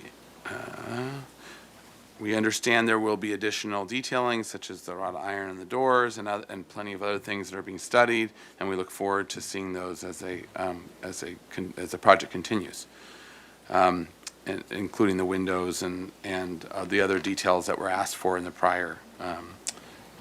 prior hearing. The new design of the wall and pedestrian path along the backside of Libero is understandable for the fire concerns and egress, and the design itself is well done and supportable. The one additional piece on that is that I was hearing that the wing wall, and I actually had a similar thought in terms of it might just be too complex, the double swoop, or so or too long or whatever. So I'd just be a piece to continue to study. I think there was several commissioners that were feeling that can be tweaked, and we get it, and so just continue to study it. The plantings at that entry point as well seem to be those need study as well, with the suggestion to simplify as opposed to having it as elaborate as it is designed. On the gates, I think it seems like they're pretty necessary for this design in terms of the use. And so I know it's not great to have gate, and it's also not great to have a big long wall, even if it's nicely jogged. But I think that, at least practically speaking, I didn't hear any other alternate suggestions. So I think we can note that we understand the need for the gates for the practical purposes. So then on the donor wall portion, we understand that as a nonprofit, the needs to for fundraising and encourage additional development of that design as you go along. So that as it is an important and important to look right for that courtyard. And then finally, we encourage you, understanding some of the complexities of the site and the adjacent parking and paths of travel. And we also do encourage a future thought of a Paseo connection, especially to try to eventually get a Paseo through the block to the other side. Which is a goal of Santa Barbara's Paseo plan. And this is a perfect opportunity for it, for this block. Yes. Just to add on to that, so if the thought is to put a header in a punch-out section of the wall, then maybe the planter on the other side needs to adjust so that it could be as simple as possible to make that punch through without a bunch of remodeling. That's a good point. All right, and so with the appropriate landscape adjustments. Okay. And then, is there any other major pieces I missed? I think that in general, for the Planning Commission comment, that we are very supportive of this project as it's designed, and with the Paseos and all the various exterior elements. Chair, could we add signage for the Paseo to highlight the fact that it is a public Paseo? Somehow, some signage? Is it a public Paseo? It's not? So we can't do that, or can we request that? It's interesting. I think Paseos are a mix of things. So I think just it's still exterior work, so signage, as appropriate signage, will be going to the signing committee. But We can include that as a comment, but I would need to check if that's something that could actually be required or. So we can just say encourages, so encourages. Yeah, they may want to do it anyway. Encourages the promotion of this, of the use of this Paseo.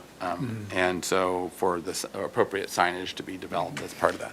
And great, I like that. And then can we include something about the gates, that they will be required to be open during the day and to encourage? Let's continue the gates discussion as they get designed and developed as well. I think we know that they're needed of some sort, and I want to just encourage that for, unless there's a reason why we need to encourage that now.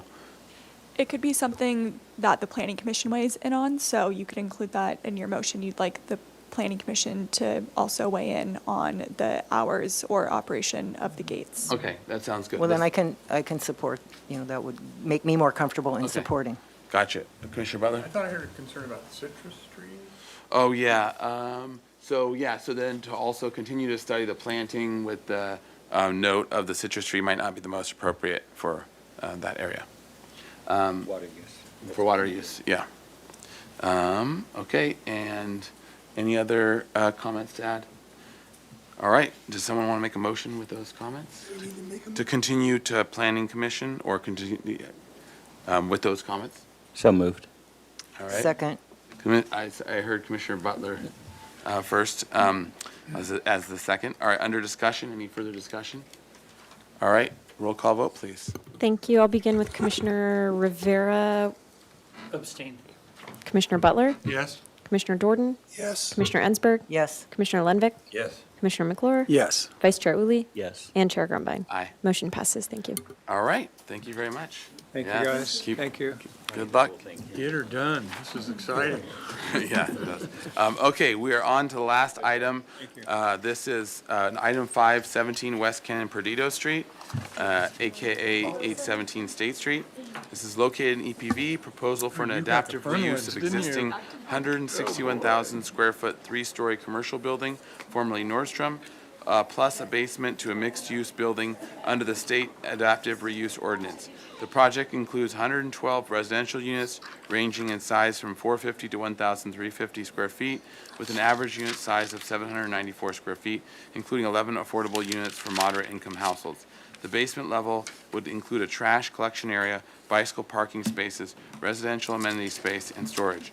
The 3 levels above grade would be converted into residential units, commercial retail space, and new added courtyard requiring opening the existing roof structure.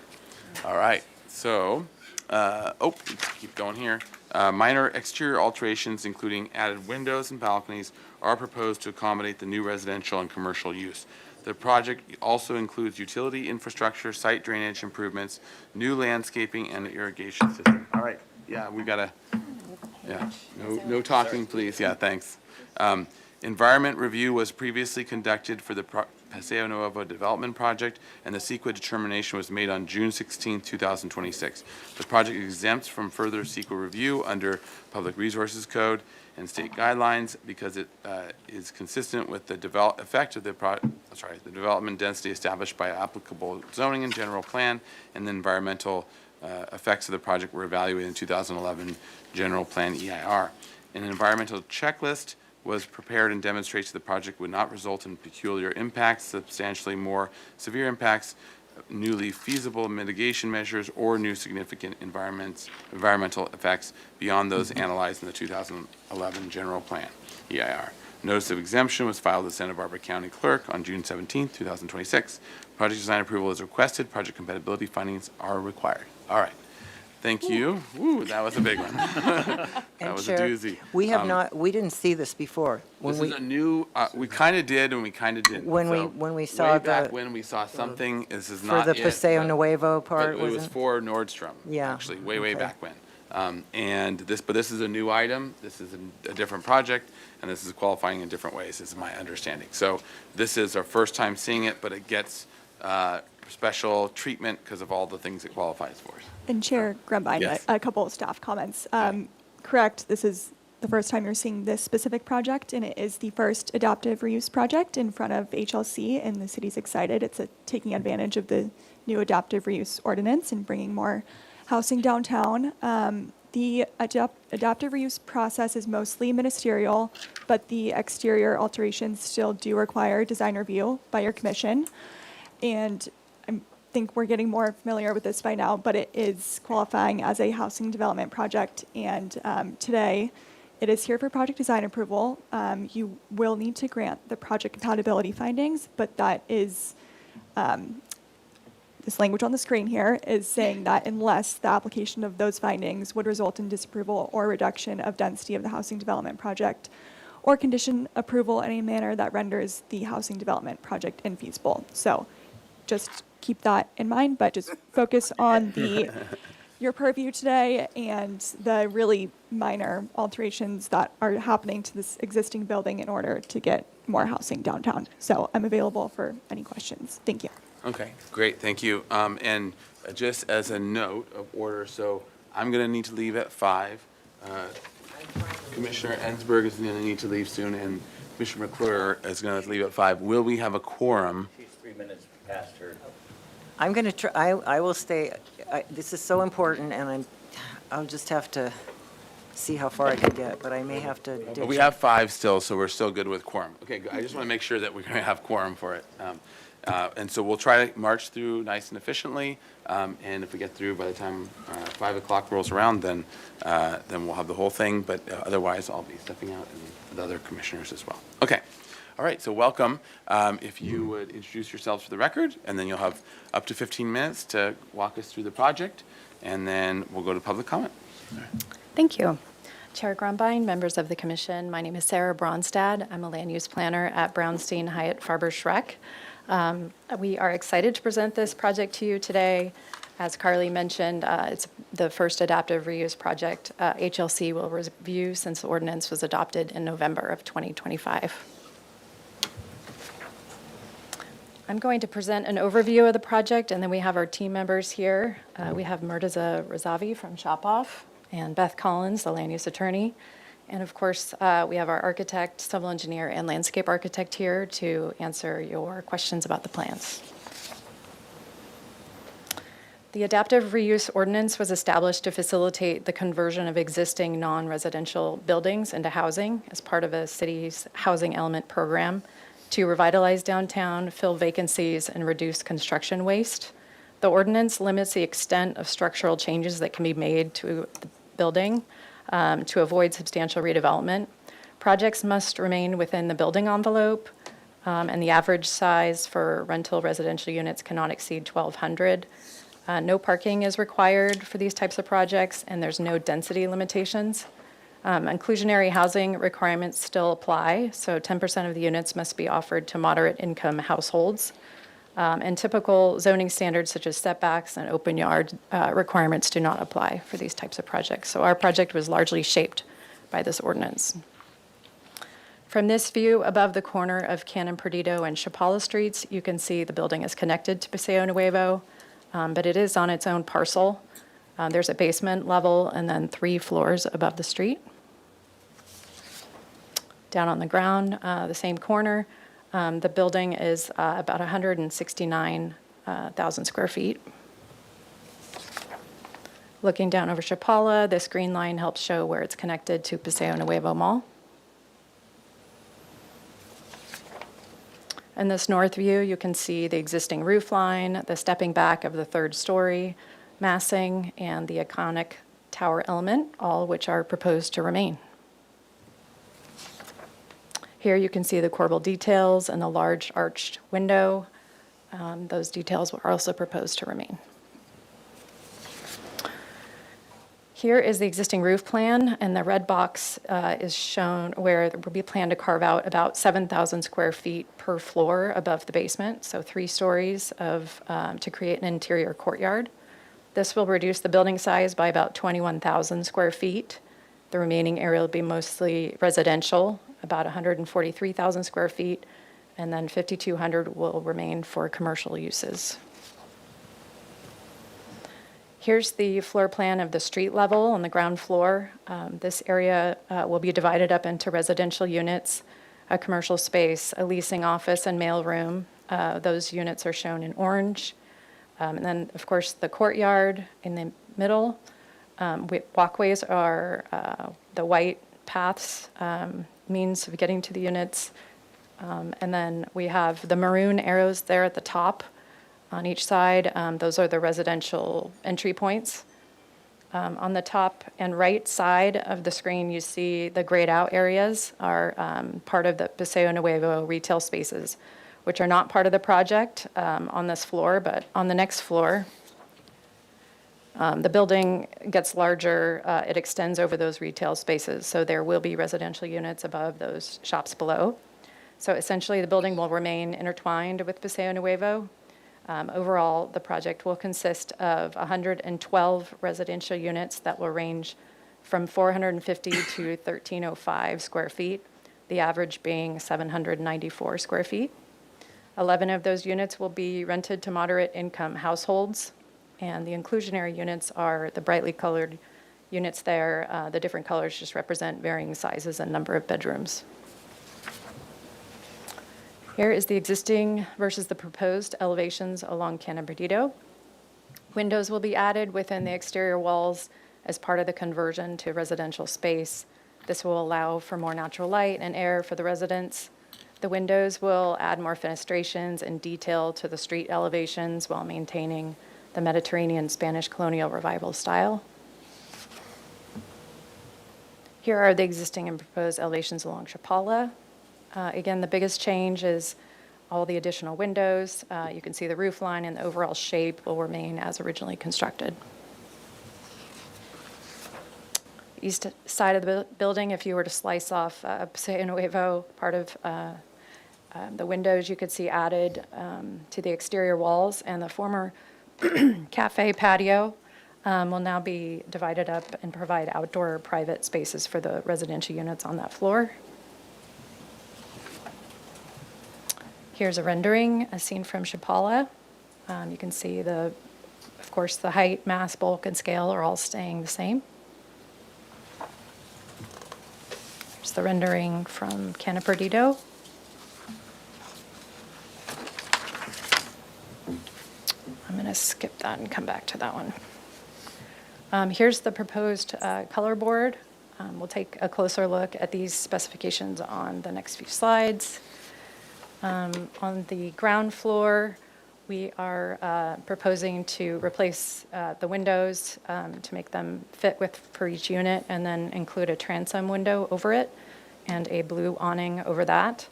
The color will remain essentially the same. We have a color here, might be hard to read, but the paint color is there.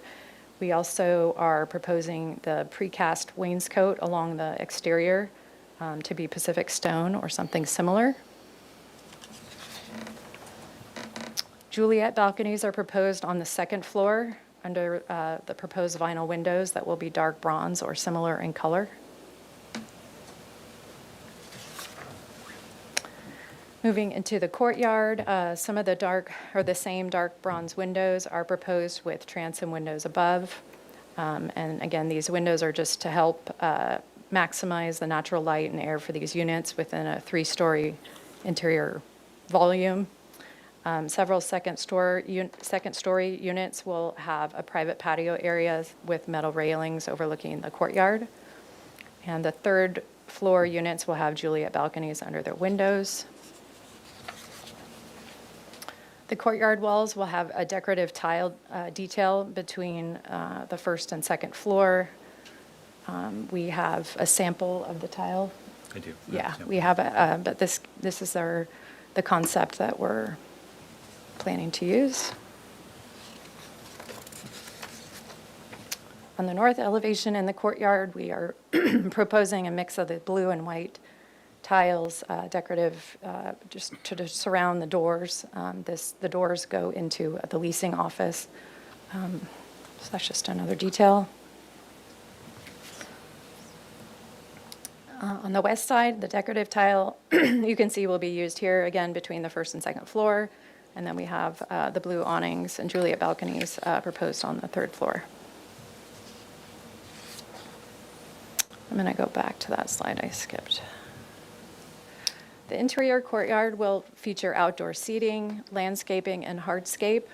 The use of courtyards, paseos, and sidewalks, arcades are quintessential features of the Spanish colonial revival and Mediterranean styles. So adding this feature is very compatible. Rather than creating a highly programmed space, the landscape architects wanted the courtyard design to emphasize simplicity, comfort, shade, and have lush plantings. The intent is to provide residents with a place for respite, reflection, and informal gatherings. The fountain will provide a visual and acoustic focal point, reinforcing the character of this architectural style and help create this atmosphere. Go back to this.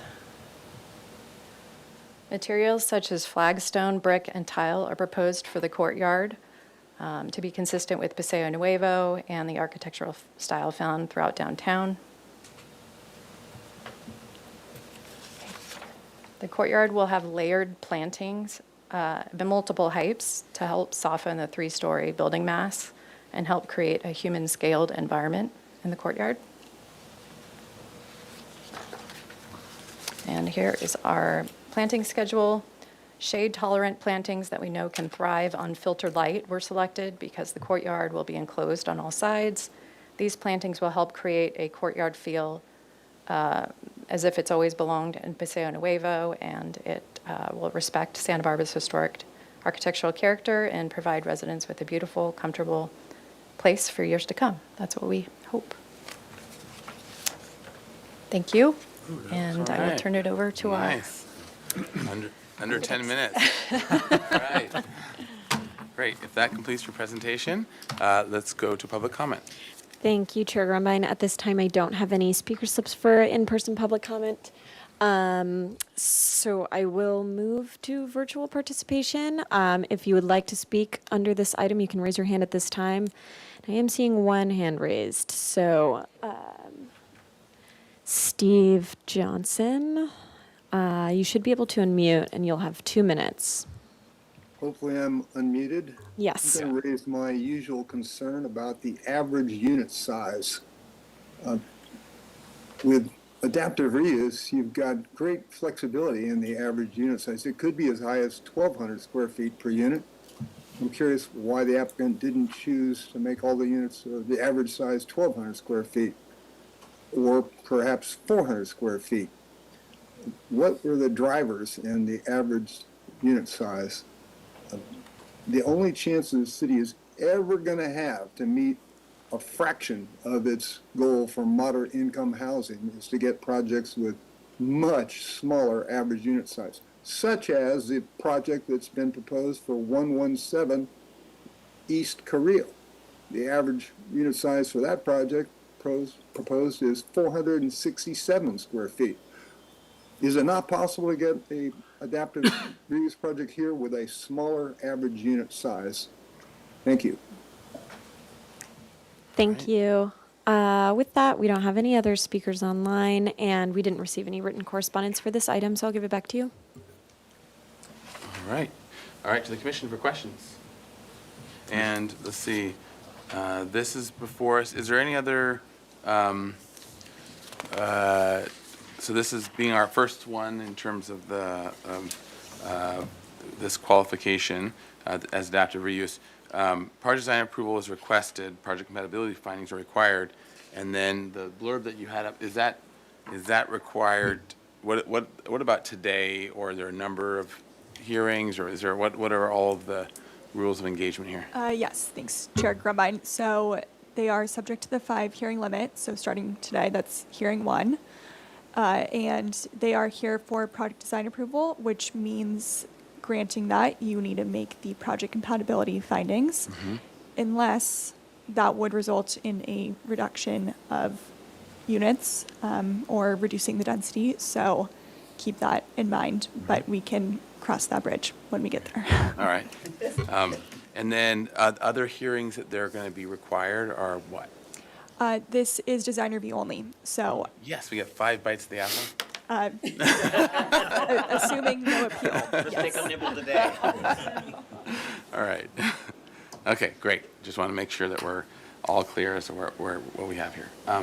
Okay, so with that, if everyone wants to ask questions. I have Mr. Lenwick? a question regarding design. When I look at your elevations, north elevation or west elevation, whatever, I see that on the ground floor, principally, you have like a clerestory window. You have the main window on the ground floor. Then you have a clerestory window over that. Can you go to an image so that we can see Yeah. that north elevation? Should I do it from here, do you think? You're welcome.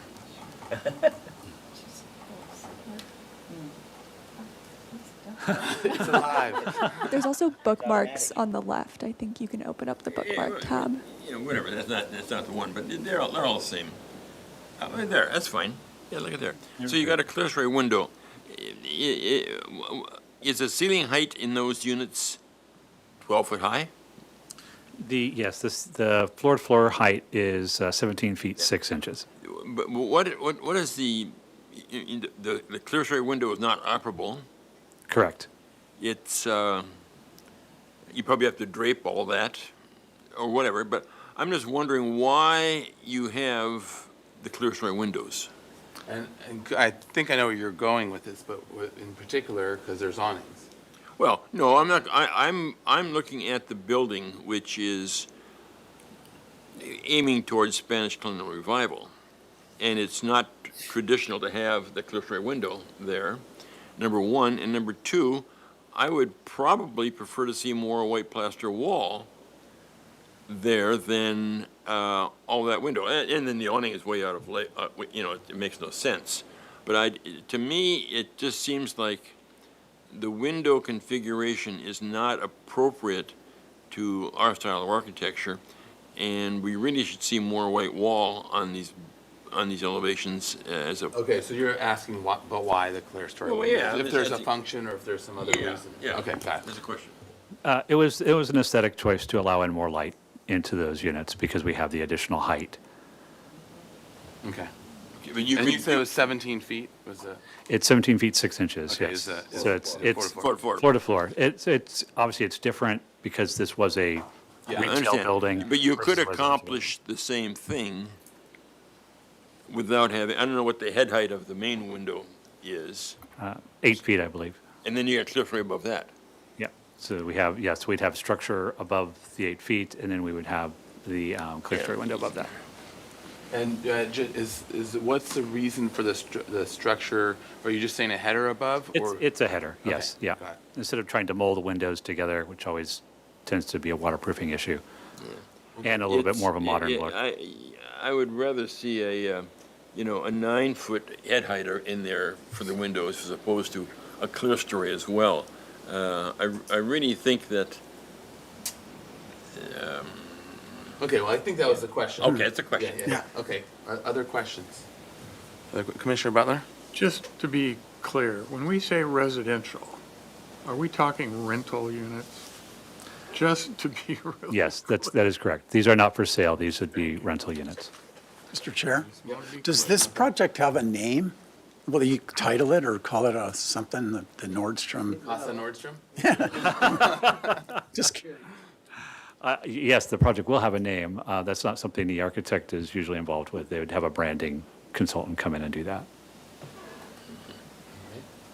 Other questions? Commissioner Jordan? I have several questions. What is the floor height of the ground floor units that we're looking at on Chapala and on Cannon Perdido? When I'm standing, the only section that I could see, section AA, suggests that the ground floor of those units, unit 10, whatever it is, would be the same level as the sidewalk. Yeah, unfortunately, that's not quite accurate. So there's the elevation of the ground floor is, I believe, at elevation 44.5. And it could be at elevation 45.5. It's right around there. There is grade that goes along Chapala and Cannon Perdido. So up at the entrance of Cannon Perdido, we're actually below grade. And then as we come around, at some point we're Because there's steps that go down. yeah, it goes down into that space. Probably around the corner here, we're probably about at grade, and then it continues going down, and so we'll be a few feet out of grade. The actual elevation of the street at that area, I don't have off the top of my head, but our civil engineer's here. He could explain that. Let me get that straight. When the grade descends, Actually, why don't we pull up that section this is the section. on the screen so everyone's looking at the same thing. And, Yeah. and I'm guessing that the section's just not accurate in terms of where those grades are, because I think I know Correct. what you're asking. Yeah. In terms of the height, and it looks like it's equal in terms of. And you and have to it's keep going. Not, is what I'm guessing. You're getting closer. Yeah, because the section shows going. that it's when you're standing in unit 102. Yeah, there we go. Zoom into that section. Yes, A. it's not quite accurate. So the,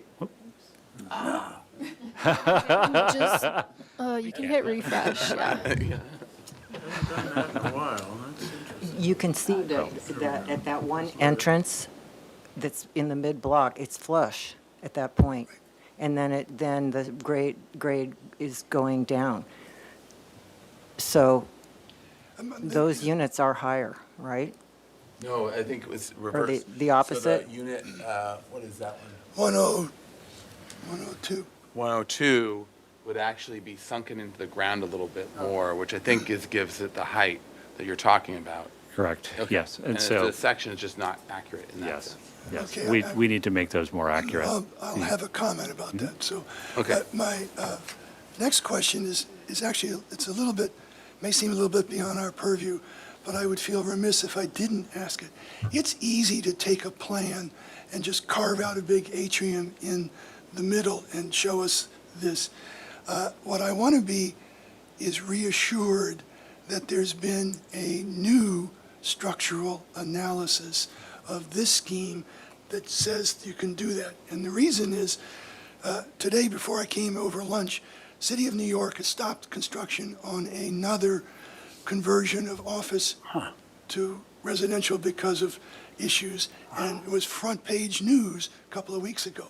So I just need to be reassured that somebody, that you could bring in a set of structural drawings if somebody asked to see them. Yes, so I can reassure you on that. So, because we had the same concern. So we worked with a structural engineer, company's name is LFA, and they gave us the parameters in what area we could remove within the column system. And so we are within those parameters. And so we've engaged them and a MEP consultant very early on in the concept design of the architecture. So we can be confident. I'm confident because my structural engineer says he's confident. Okay, that's fine. Those are my questions. Commissioner Lemon? Yeah, I would like to continue my question regarding these window heights. On the second floor of, I'm looking at, one of the perspectives. On the second floor, what are the window head heights Let's there? make sure we're looking at the same thing. There we go. Yeah, what are the window head heights on the second floor? I would have to go back and look. To me, I'm going to guess that those are probably at a 9 or 10 foot because we're not showing. So you the- could have that same configuration on the ground floor? You could, couldn't you? absolutely, absolutely. We were trying to create some variety within the Well, window I understand systems. that. I think traditionally, you'd have a larger window on the ground floor and a shorter window on the upper floors.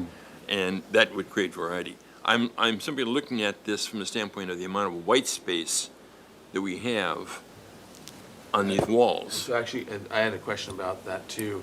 In terms of the Juliet balconies, so the sill, those windows, where is that sill height? What height is that? It looks like they're almost like doors, size. Yeah, they are a window. They're not a door, so they're off the ground. And they're off the ground by about 2 to 3 feet. Okay. Yeah. And the Juliet balcony may not be at the floor line Yeah, because that's where I was. it's a doodad being stuck on the building. A doodad? A doodad. That is an architectural term, yes. They only do dad.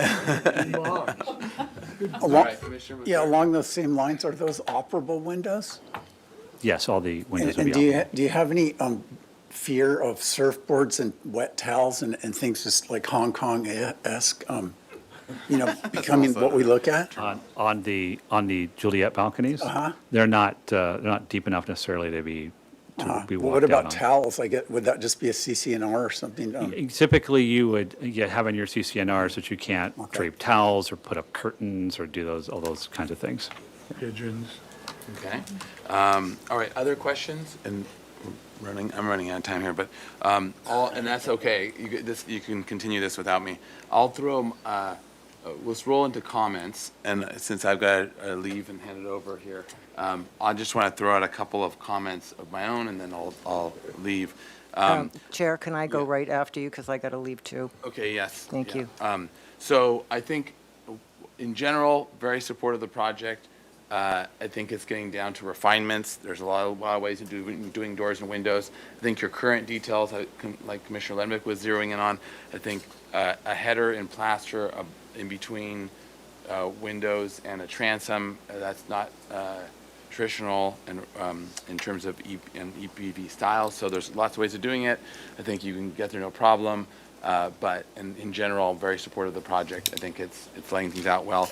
Can you go to the interior courtyard? And so things like the Juliet balcony and those details need to still be worked out and refined. And I think you need to study a number of good examples, both historic and recent, because they got to meet recent code throughout the city that do it. Historic especially, it's not going to meet code, but those are especially good examples, because you will still find some bad examples, especially outside of EPV, of them being detailed improperly. So in this, one of the things that I see now with this rendering, actually, it shows more the depth puncturing in and out. I think your wall thickness of plaster is really important. And right now, you've got so much fenestration and openings going on, and there's also a lot of push-pull that it looks overly cluttered and not enough wall to feel like it's, I'm sure that structurally you can get it to work, but visually wanting to feel like a masonry building that's covered in plaster, beef up the plaster walls between your openings. And I think that'll also add some refinement to your openings as well. But in general, mass bulk scale and also the initial general layout of elevations, I think it's very supportable. But it's going to be the refinements and the details that are definitely going to be to get it to be really nice, which I think this can be. It's going to take some nice refinement and study. So those are my comments, and I'll hand it over, toss the grenade from there. Okay. Thank you, and if it's okay, if I can. Yes, I agree. Thank you so much for the great presentation. I'm very, very, very excited about this I think we all are, adaptive reuse. And I think, my initial just looking at it, I feel very positive about it. I agree with what the chair has said, that, and also Commissioner Lenvik, that there's some tweaks and stuff to do with the windows that can maybe simplify it, make it even, help your budget too, to just make it a little more powerful and more simplified. So I am very supportive of it, and I hope that we will also, I'd like to talk at maybe the next time about some of the colors and the tile, and I would also, I think, be sure that the tile that you use on the walking surface has the right grip on it, because we have issues with the tile that's over in the Paseo Nuevo right now that is very slippery when it gets wet. So it's very beautiful, but it doesn't have the proper grip on it, and we have to put cones out all the time to protect, warn people. So I hope we can have a little more discussion about, I like in general, where you're going. I think I would have some more comments about the, maybe more color. I'm always into, and maybe a little more traditional patterns. Go for a tour over into the courthouse and look at the beautiful tiles over there in the lobby there in the front.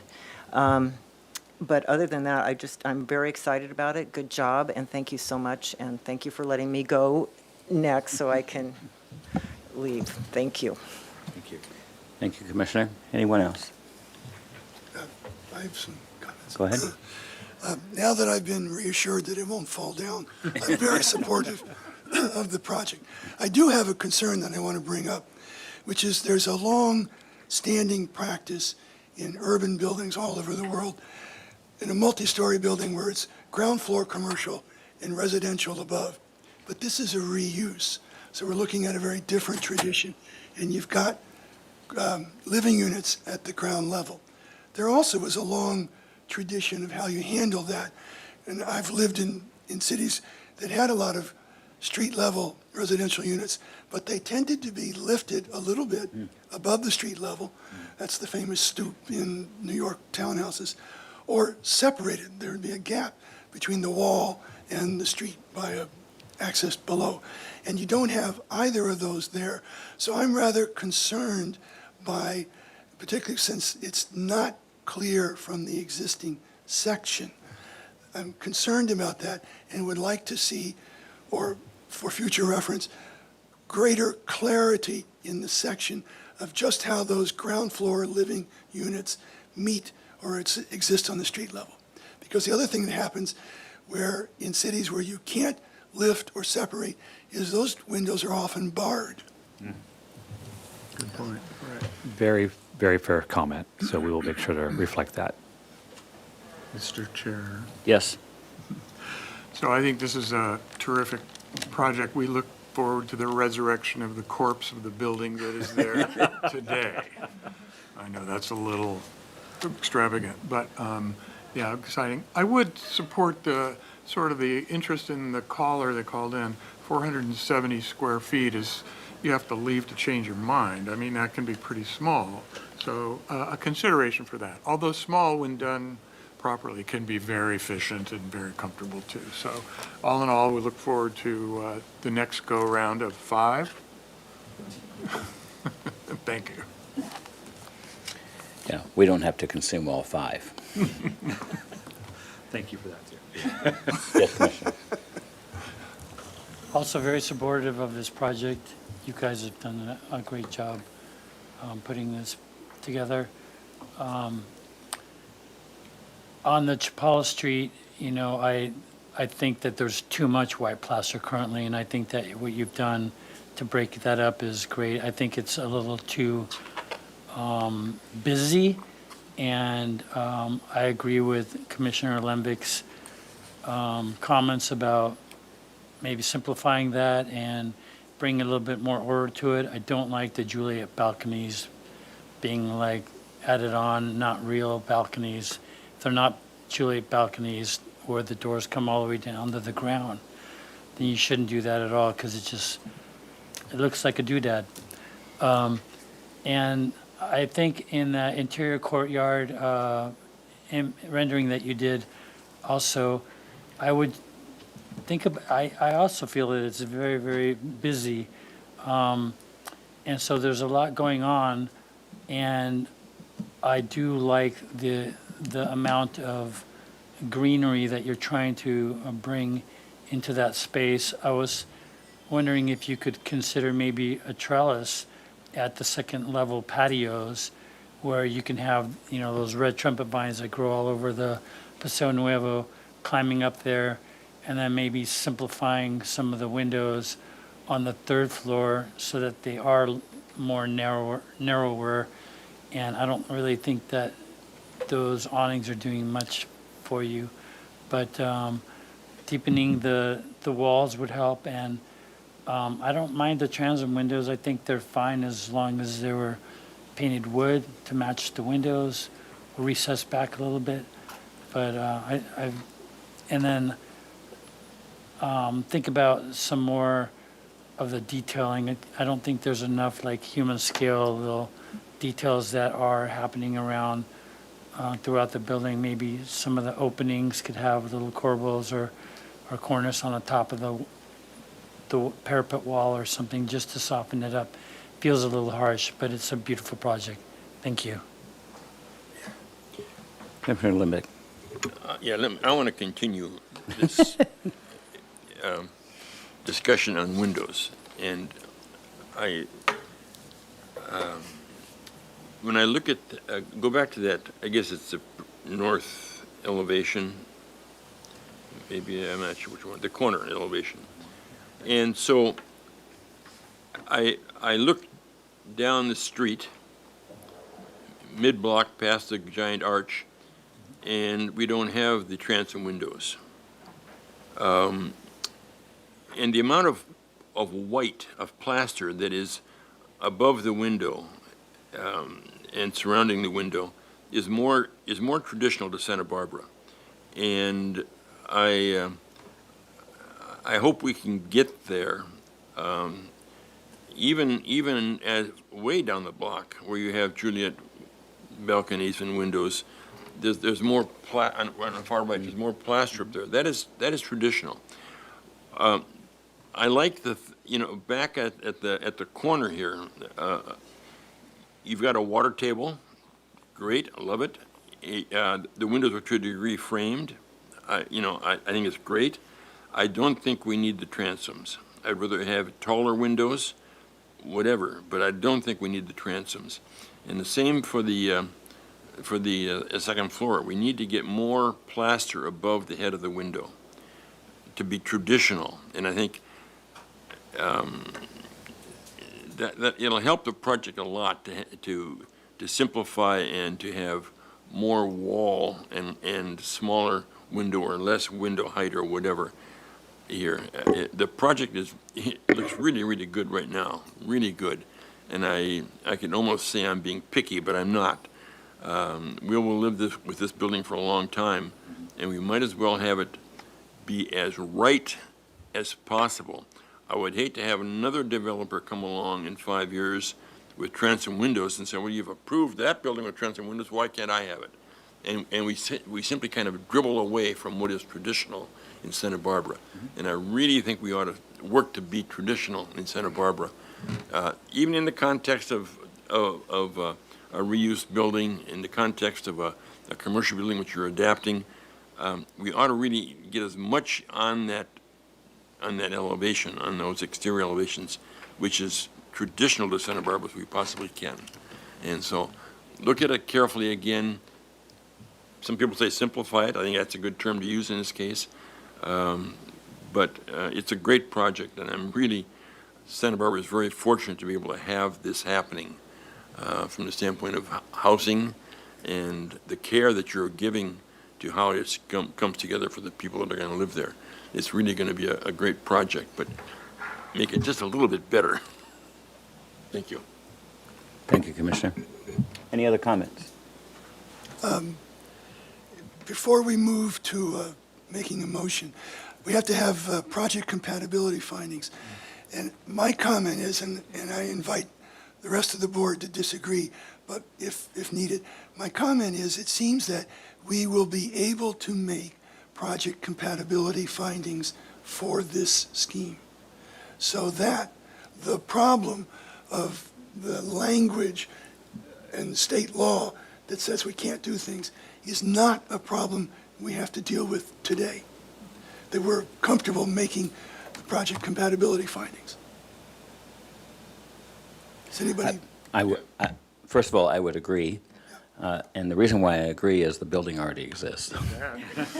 The size, bulk, scale, and massing has already, that ship sailed long ago, and now we have the building.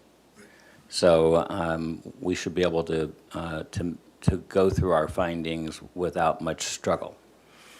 I realize the challenge of taking a commercial building and changing the use and converting it to a use that is more intensive, in essence, which means that with Commissioner Limvik's comments about the patterning of the windows, the puncturing of the facade is driven by the units that are being placed in them. So naturally, there are going to be more windows than we expect to see on a building, even the one that exists, right? So now the challenge is how do those punctuations have the HLC romance to them? My comment to that is the detailing of your new work should take its hint from the building itself and not try and apply another language to it that we might see in a new building. I would not expect you to apply George Washington Smith, Luda Maria Riggs language to a building that is much more commercial and simplified. The detailing on the building now is very muted. I mean, the moldings and the corbels and et cetera are all borrowed from other buildings in town, but they're very quiet. So I wouldn't expect the detailing here to be much louder than that. My comment about the Juliet balconies is they look just totally false. I mean, it's just I don't know. Wasn't Ruskin the one that said that stone should be stone and plaster should be plaster? 7 lamps of architecture or something like that. Back in the 1880s. So it should be what it is. So if it's going to be a Juliet balcony, one of the commissioners suggested that if it's going to be a balcony, then those openings should go down to the threshold of the balcony, and you should be able to open the door, and it should be able to work like it's supposed to work and not look like, just something that was glued on the building because you went through the salad bar of architectural details. So that's my comment about that. I love the fact that it is a conversion project. Clearly, we need housing. Housing has not been the problem for the last 10 years. It's been the problem for the last 200 and some years. I mean, it's not a new problem. People want to live here, and so we got to make the housing for them. This is a great place to do it. But I would suggest that you simplify the detailing so that it echoes the simplification of the building itself. That will reduce your cost, of course, and make the building quietly elegant instead of trying to be something that it really shouldn't be. Do I need to summarize these things, or can you pull them out of the minutes? You want me to take an attempt? I had some notes, and I'm going to see if I can read the chair's hen scratching. If you can try to summarize, that'd be appreciated. Commissioner? And I would just encourage you to be specific and yeah. Yeah. They're asking for a project design approval. Yes. I don't know that, and I hope that they're are willing to work with us on this. I would like to see these elevations revised before we give project design approval, because once we give project design approval, even verbalizing the change, we're both stuck with it. I would agree with that. And one of my comments was going to be, typically, we don't get a PowerPoint presentation as the architect's drawings that we're approving for design approval. Typically, we see the architect's drawings that have the detailing in them and the various components that we expect in a set of drawings before we give it project design approval. Chair Uli and Commissioners, I would encourage us to look at the findings, because I think most of your comments are regarding details that can be refined as we continue into final approval. And with this being a housing project, I just want to caution us there. But we can pull up the findings and see which ones you're struggling with specifically. I don't think we're struggling with findings. Typically, when we give project design approval, we're looking at an architectural set of drawings that have site plan, floor plan, elevations, details, et cetera, and not a PowerPoint presentation. So those were the ones linked to the agenda. And sorry for the interruption. The PowerPoint was just for ease of the presentation today and for the benefit of the public, but the drawings were the full drawings linked to the agenda. I don't believe we're going to have a problem at all with the findings. No, I don't think so. I think we could rubber stamp them. I think that's great. I just am reluctant to say that we're going to give this design approval, because traditionally in Santa Barbara, design approval means you're done with us. And when you bring your drawings back, they're just coming back to make sure that they conform to the original design approval. Well, we still have final approval, so. I mean, it's final approval, but we cannot deny a final approval drawings as long as they comply with the design approval drawings. So my verbiage is getting confused here, but. So what you would like to see is the drawings revised. Yes. According to our comments. Yes. And then we give that set. Yes. Project design approval, which I think is an appropriate thing to do. Since you have 5 hearings, you got one more with us. Well, whatever. I see the owner sitting back there, and I see the owner is very, I mean, he's cooperative. He's listening to us. He thinks we're doing the right thing. Yeah. And I don't worry about 4, 5, 6, 7, 8 approvals, because he knows where we're going, and we know where he's going, in essence. We understand. Wait a minute. Yeah. Oh. Yeah. Is it possible to word a preliminary project design approval as conditional on seeing sections or when elevations revised? I don't know if that's possible, if you can say, we approve this on the condition of. Well, It's not as clean, I Commissioners, think. So your options would be to either continue it with the following comments, and you would be continuing it back to your commission for another project design approval hearing, at which point they would have addressed your comments and you would be going through the project compatibility findings. Your second option would be to grant project design approval with the same comments, and they'll still need to return to you for final approval. If at final approval you don't see that they've adequately addressed your comments, or that the plans don't substantially conform with the ones you granted project design approval, then it can be continued for final approval. So those are your options, either to continue it, but either way, they will be coming back to you with your comments being addressed. If it is continued, is it possible at one hearing to give both project design approval and final approval? Yes, that is possible. It's possible. Not common. Yeah. Not common. Not common. We need to I don't want to stop. This is great. We want this to. I understand. but- I think we're all on the same page. close to the same page. We want to have a project design approval before we invest in working drawings, which what we have to have for final, so.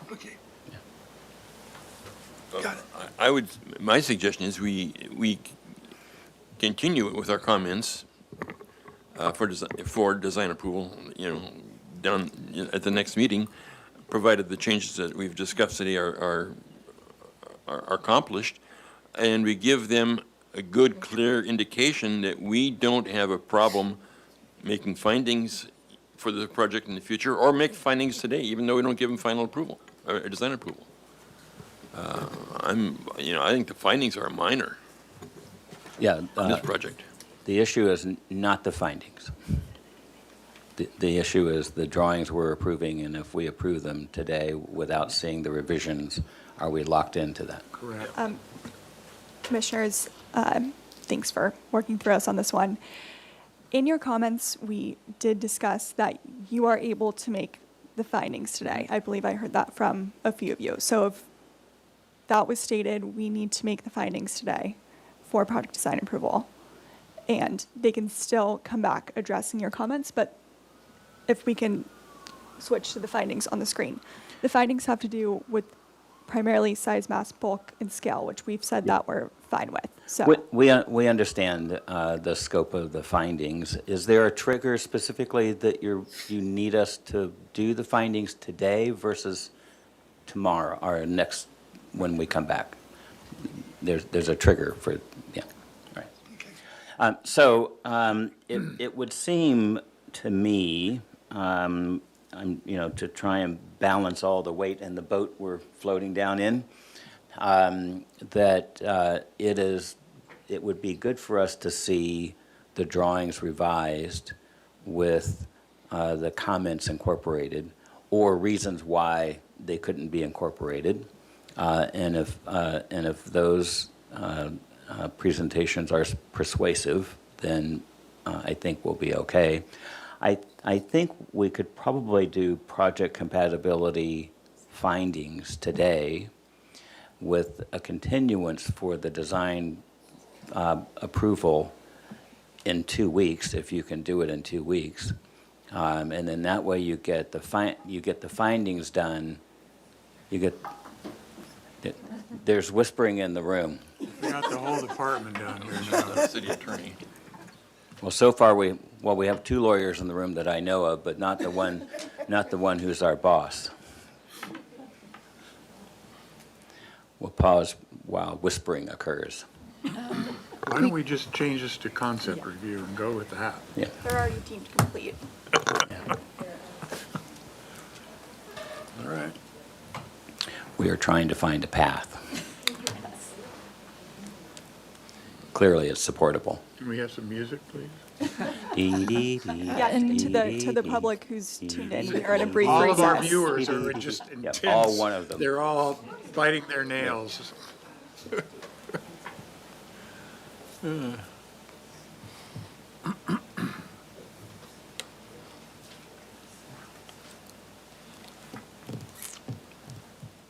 That's okay. We're just sitting here waiting. No, but for the people who are watching, I think it is important to say, we're trying to find a way to make this work. Yes, that is the point. Trying to understand the issue of what would be the problem with continuing this for design approval. You already know we're going to pretty much give you design approval with these comments, but would that be a problem? Well, there's some kind of timing issue that they're discussing. Okay.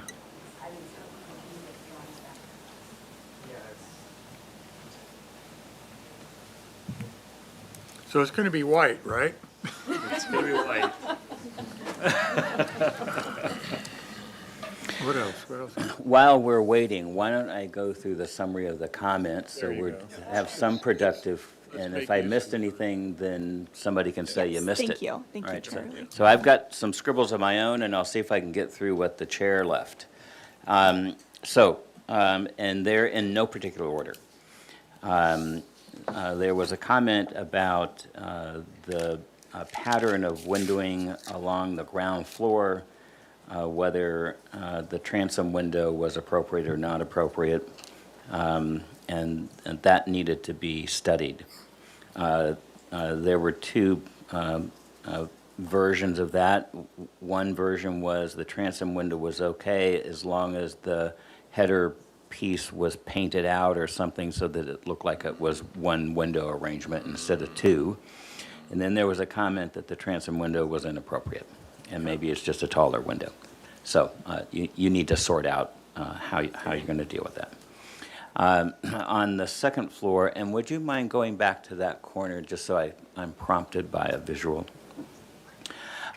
There was a comment about the second floor windows in that arrangement that the second floor window should be, first floor windows are typically taller and second floor windows are typically shorter, and that arrangement works well here, except you've got a Juliet balcony. So if you're going to keep the Juliet balcony, that needs to be an opening that's appropriate to a Juliet balcony. Again, you'll have to sort that out, and I think this is why we had a challenge of not doing design approval, because we don't actually see what we're approving. There was a comment to use more color and vary the tile patterns and designs. We commented about the Juliet balcony. The level of landscaping and design of landscaping seemed to be an appropriate application. There was a comment about the interior courtyard and that maybe a trellis structure of some sort would help to soften that three-story, basically very tall atrium. There was a comment about setting the windows into a deeper wall so that there was a little bit more reveal. I notice here on this elevation, it has a molding surrounding the window, which helps to make it deeper, but there was a comment about actually setting it in a deep wall. Let me look through here. I think one of the comments that I would like to see in there is that more white wall. Yeah. That's part of the chair's scribbles. That there's a lot of white wall now, and you're removing a lot of white wall, but typical Spanish Andalusian architecture has a lot of white walls, so you may not be able to solve that problem because you're putting units that are puncturing the wall, and so it is going to be what it is. But see where you can manage that. On the courtyard side, the walls in openings were rendered fairly thin. There are two arches on the ground floor right here on the right-hand side. The wall is very thin, so it needs to be 18 or 2 feet deep. It needs to look like it is a masonry building or a building of substance. And I think that was the general comment overall. So when you're puncturing the wall or creating a new one, as you are in this atrium, then the depth of the wall needs to give you that Spanish Andalusian feel. Did I miss anything? All right. What was the conclusion? Does somebody want to tell us what they concluded with that little whisper Who's got the session? football? Thank you, Chair Uli and Commissioners, for your patience there. It sounds like the direction is we can continue it to a date certain, and I'll let the applicant confirm what that date certain will be with those comments. All right. One last question. I'm trying to remember if in the past we've given project design approval and said and made comments about things that needed additional study or justification. We have occasionally, but we don't like to do it. Don't like to, okay. Because then it's already cast and it comes back. And We're the designer all of a sudden. yeah. So there's nothing that they want us to do now regarding the findings. What was the conclusion about can we make the findings and continue the project and wait for project design? We have to do project design approval with the findings at the same time. Chair Uli, Commissioners, Ted Hamilton, Role Design Review Supervisor, that's correct. You have to make the findings with project design approval. At this hearing, if you decide to continue the project, you can generally just say that the compatibility findings have been met and that you're ready, indicate that you're ready to grant project design approval when it returns for its next round of review. All right. Thank you. A question then for my fellow commissioners. I'm confident that eventually we can make project compatibility findings. I'm personally confident that this project is very, very close to being complete. We're in a situation where they have 5 hearings, that there's a limited number and that there's a clock ticking. And I'm confident that this is not a major issue, but something that if we continue to a time definite short term, we will still be able to do adequate review within the allotted 5 hearings. I believe so. I'm trying to think of what protects the city in this. You know, part of the 5 reviews is review protects the community. And I think we can, in this case, because of where we are now, I'm personally confident that we can protect the community's interest in 5 hearings. I would say that, I don't know if this is like a Jeopardy thing or you're No, rolling but dice I'm- against the wall and betting, but I would say that it could be done, we could do that in 2 hearings. Right, You know, right. There's like 2 notes, I can name that song, you know. Anyway, I share the same confidence. In fact, it is going to be really easy to make the findings. I mean, the building exists. So, you know, we're not battling over how big it is. It is there. So I don't think we'll have any problem doing the findings. The clarity is just how the approved drawings get done, right? Because what winds up on that approved drawing is what you get to build when we say it's final. So if those drawings aren't clear, and the majority of us are not happy with that, then that's really the crux. It has nothing to do with the findings. Are you able to return in 2 weeks? I think we're going to probably need 4. 4? So I believe that's August 26th is the date? Well, 4 weeks to submit. Oh, to submit. Okay. But how soon before the hearing? You would need to submit, I believe, 10 days before the hearing, so we can pull up the meeting schedule. Mr. Rowland, is it not possible to say that we continue it to, what was that date, August 26th, and it's scheduled for August 26th? That would be a continuance to a date certain, Yeah. yes. If you want a date certain, and then you just have to get the drawings so that it can get to that hearing, does it take the 10 days before, or? Ms. Ernest is correct. It's actually a little shorter. It's 1 week in advance of the hearing as we need the project plans. So if that's achievable, then. So they could do the drawings in 3 weeks, and they have a hearing in 4 weeks, and it's a date certain. Yeah, and if I may, It's a little more coffee for you, I realize. if I may, so for the August 26th hearing, we need plans by August 17th. So what's the next? So then the date? Or- next date would be September 9th. We would need plans by August 31st. Does September 9th work for you for a hearing date?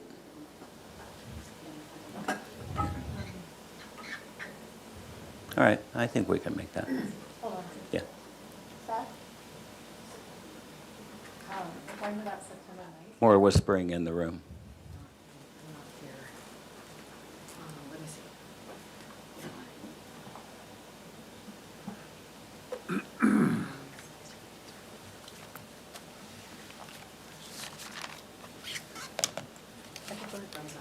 All right, very good.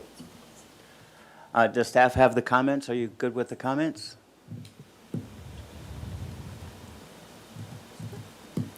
Yes, Ms. Carmen has the comments, so. All right, if one of anybody you might the want to make motion. a motion to continue the item until, what was that, September? Date to hearing September 9th. I'll make a motion to continue until September the 9th. Second. Roll call, please. Thank you. I'll begin with Commissioner Lenvik. Yes. Commissioner Rivera, Yes. Commissioner Butler, Yes. Commissioner Jordan? Yes. And Vice Chair Uli? Yes. Motion passes. Thank you. All right. We're adjourned. Good luck with that. Thank you very much.